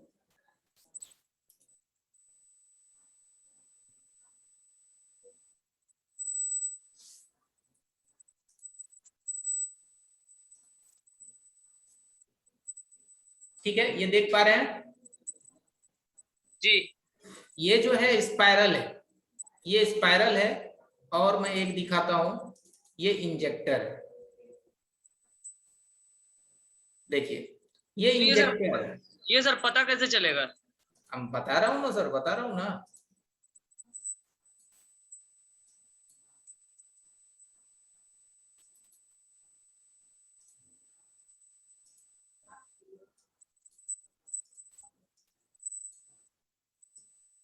देखिए ये दो तरह के एसएमडी में आपको कॉइल दिखेंगे। ठीक है, अगर आपके पास प्रेजेंट में कोई भी एसएमडी आप चला रहे हैं, उससे आप आईसी का काम करना चाहते हैं, तो सबसे पहले आप देख लीजिए कि आप कौन सी एसएमडी चला रहे हैं। एसएमडी के ऊपर में नहीं लिखा रहेगा ये इंजेक्टर है या स्पाइरल है।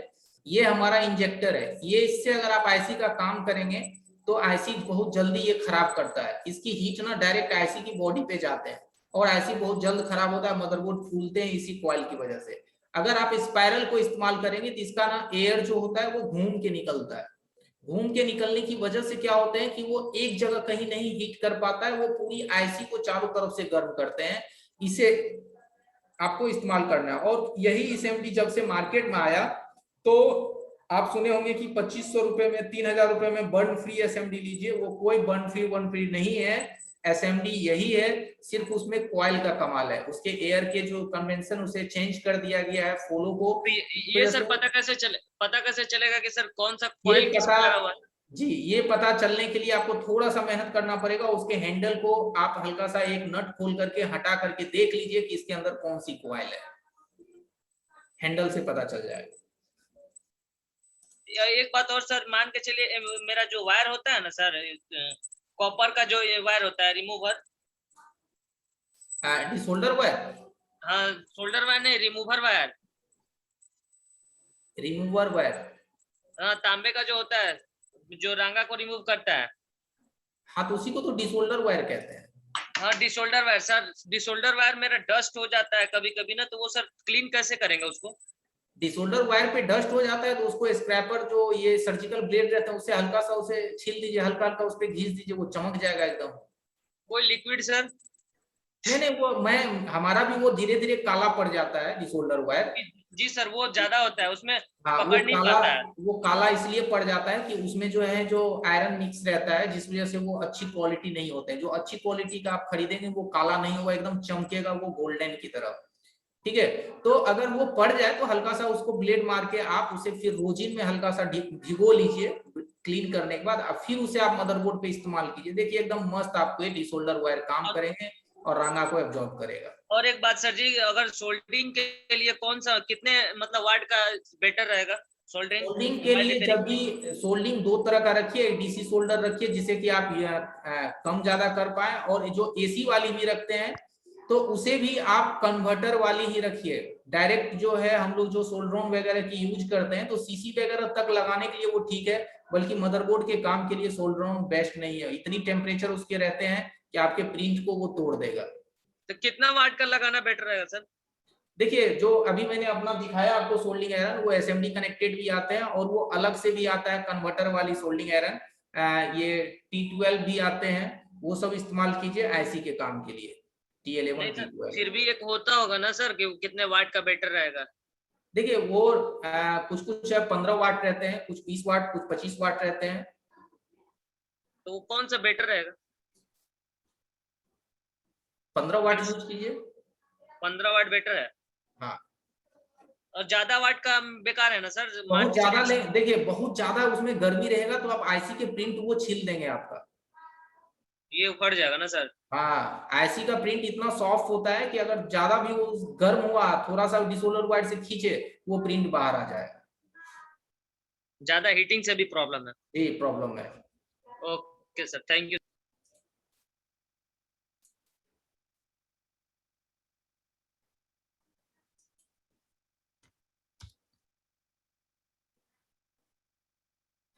जी डीएमसी जी बताइए। हाँ सर, ये जो आप कॉइल की बात कर रहे हैं ना सर, किस चीज के लिए? ये जो कॉइल की बात कर रहे हैं ना सर, जो ये स्पाइरल वाले के साथ बात किया ना सर अभी जो बताया आपने, ये एसएमडी के लिए, एसएमडी का एसएमडी के लिए सर, जैसे मेरे पास किक 850 है पुराना वाला जो एनालॉग वाला था। अच्छा, तो उसमें ये स्पाइरल लग सकता है ना सर? स्पाइरल उसकी गेज के, हाँ वायर मैचिंग करके आप लगा सकते हैं उसमें स्पाइरल। हाँ हाँ, मैंने वायर मैचिंग किया तो मैं अभी इसको ये ऐसी ऐसे उठा सकता हूँ ना सर, बट उसका एयर कैसा कंट्रोल करूँ सर? देखिए जो पुराने एसएमडी जिसमें इंजेक्टर आया है उसमें अगर आप स्पाइरल लगाएंगे तो काम तो करता है लेकिन प्रॉपर फिनिशिंग नहीं आ पाते हैं। लेकिन जो स्पाइरल हैंडल के साथ ही आता है उसके उस हिसाब से उसकी पूरी बॉडी की फिटिंग रहती है कि वो एयर को जो है आपको अच्छी तरह से वो मूव कर पाते हैं। ठीक है, लेकिन आप उसे चाहें तो स्पाइरल लगा के यूज में ला सकते हैं, लेकिन अगर अच्छा, बेस्ट अगर आपकी रियलिटी में अगर बेस्ट फिटिंग अगर शुरू से ही वो आपकी आ जाए स्पाइरल में तो वो ज्यादा बेस्ट रहता है। तो फिर नया लेने से ठीक है सर?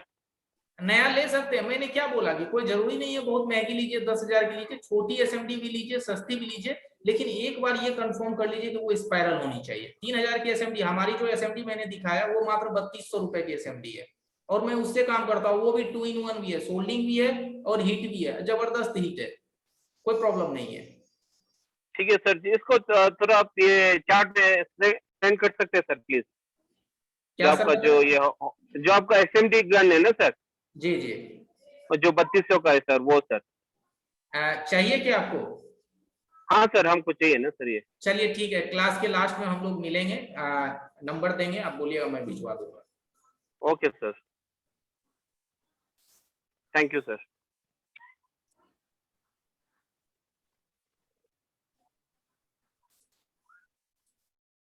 चलिए टाइम तो काफी निकल जा रहा है और अभी तक भी लोअर हैंड जो है नहीं हो रहे हैं, काफी लोग अभी भी हैंड खड़ा कर रखा है। तो चलिए मैंने एक बार फिर से सभी को, टॉपिक से रिलेटेड सवाल हो, इम्पोर्टेंट हो तो सर सवाल कीजिए।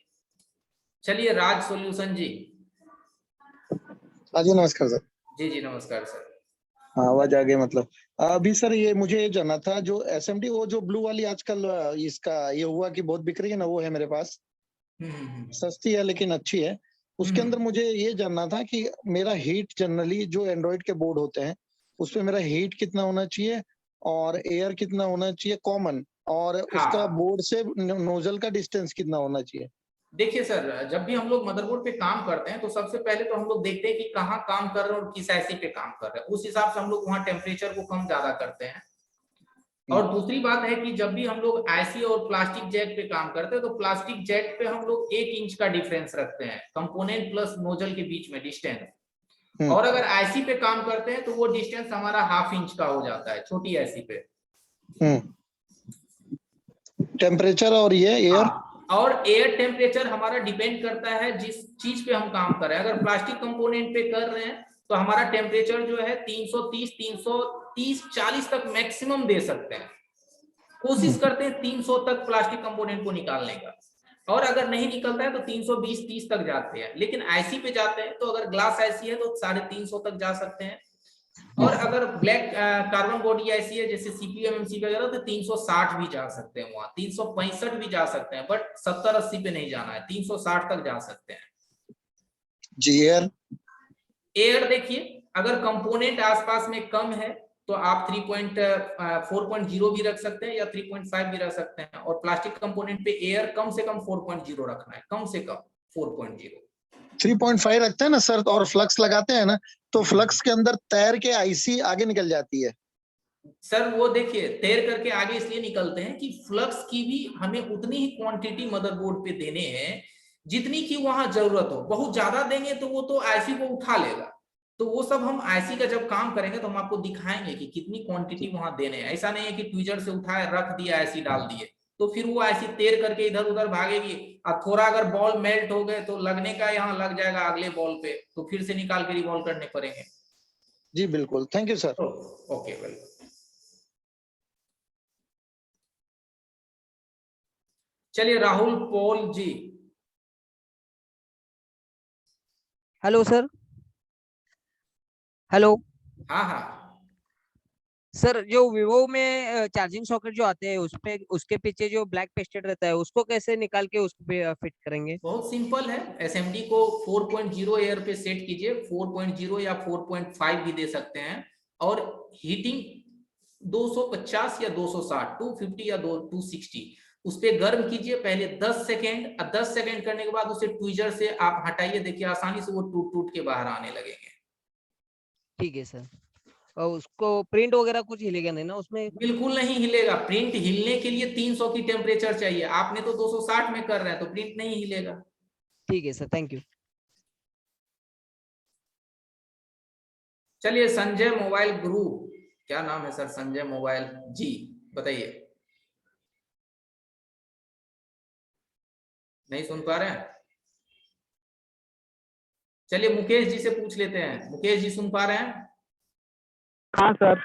सर बोला क्या जो 16 पिन का सी टाइप का पिन आता है जैक। Hello sir. 16 पिन का जो सी टाइप का जैक आता है, एक बार उसे लगा के दिखाते। देखिए मुकेश जी, हमारे पास जो है मैं सब दिखाऊंगा, अगर वो आ गए तो मैं वो भी दिखाऊंगा, दिखाने में मैं पीछे नहीं हटूंगा। लेकिन बात रही सर की प्रैक्टिस अभी आपको करने हैं, जो भी चीज मैंने दिखाया उसकी प्रैक्टिस कीजिए और फिर आप कोशिश कीजिएगा, आपसे भी जरूर होगा, सब काम आपसे होगा।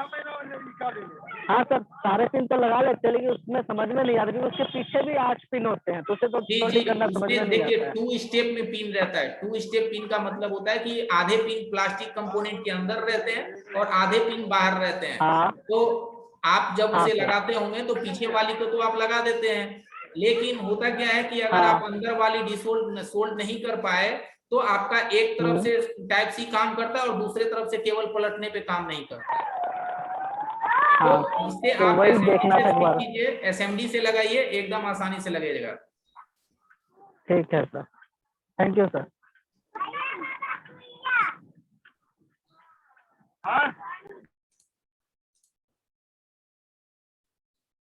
चलिए मोहब्बत तौसीफ जी। जी सर, हेलो। बताइए सर मुझे आईसी सर जैसे खरीदना है तो हम कैसे ले सकते हैं उसको? अभी आईसी को जाने दीजिए ना मोहित जी, पहले आईसी के टॉपिक को क्लियर होने दीजिए, फिर हम बताएंगे कि कहाँ से सर लेना है, कैसे सर लेना मैंने है। आपके पुराने वीडियो देखे हैं, उससे मैंने आईसी लगाई वो तो चल भी गई, लेकिन मुझे आईसी मिल नहीं रही, मतलब उस अच्छा। चाहिए, नई आईसी चाहिए थी। अच्छा, नई आईसी चाहिए तो ठीक है। जी। आईसी के लिए जो आपको आईसी चाहिए उसकी नंबर लिख करके सेंड कर दीजिएगा। सर किस नंबर पे करेंगे? नंबर मैं आपको दूंगा, एक नंबर एक ऑफिस का है, मैं वो नंबर आपको दूंगा, उस पर आपको सेंड कर देना है, जो भी आपको चाहिए ऐसी मिल जाए। जी सर। ठीक है, तो सीखिए, जी। हो सके तो मैं नंबर आप लोगों के ग्रुप में डालूंगा। ग्रुप में डाल दीजिए सर, इसी ग्रुप में। ठीक है। तो दोस्तों 10 मिनट लेट से मैंने क्लास चलाया था, 10 मिनट आगे निकल चुके हैं, तो अब माफी चाहेंगे। एक दो भाई जान रह गए हैं कि जिनका क्लास सॉरी मैं अनम्यूट नहीं कर पाया। तो चलिए, मैंने सभी को अनम्यूट कर दिया हूं कि ताकि हेलो। हाँ। Thank you sir. सर जो बैकएंड वाली वीडियो है सर, प्लीज उनको सर कहने का ये वो प्ले हो जाए, वो प्ले नहीं हो रहे। ओके, चलिए ठीक है सर आज का टॉपिक के लिए बहुत बहुत शुक्रिया सर। ओके, थैंक सर मैं ब्लोर का हैंडल सर चाहिए। एक सवाल था सर, एक सवाल था सर। हैंडल चाहिए। आप देखिए अमित जी, आपके सवाल आप रहने दीजिए सर, कल के लिए भी सवाल तो लेते रहेंगे, अभी ऐसा थोड़ी नहीं सवाल का टाइम नहीं है, सवाल हम लोग लेते रहेंगे, फिर कल मिलते हैं, क्योंकि हमारा भी नेक्स्ट बैच का टाइम हो गया है, तो समझ सकते हैं। सर मुझे ब्लोर का हैंडल चाहिए सर। हेलो। हेलो सर, आज का टॉपिक ना कौन से ब्लोअर का हैंडल चाहिए भाई? सर आरडी ब्लोर का 8 पिन वाला चाहिए। RD blower. आज के क्लास का टॉपिक क्या था दोस्तों? जिस तरह से सर आप हार्डवेयर का क्लास ले रहे हो उसी तरह कोई अगर वो तो मिलना मुश्किल है, बहुत बेहतर होता है। हेलो, हेलो चलिए दोस्तों, फिर कल मिलते हैं आप लोगों से, ठीक है? Okay, good evening. Bye bye sir, bye bye. Thank you.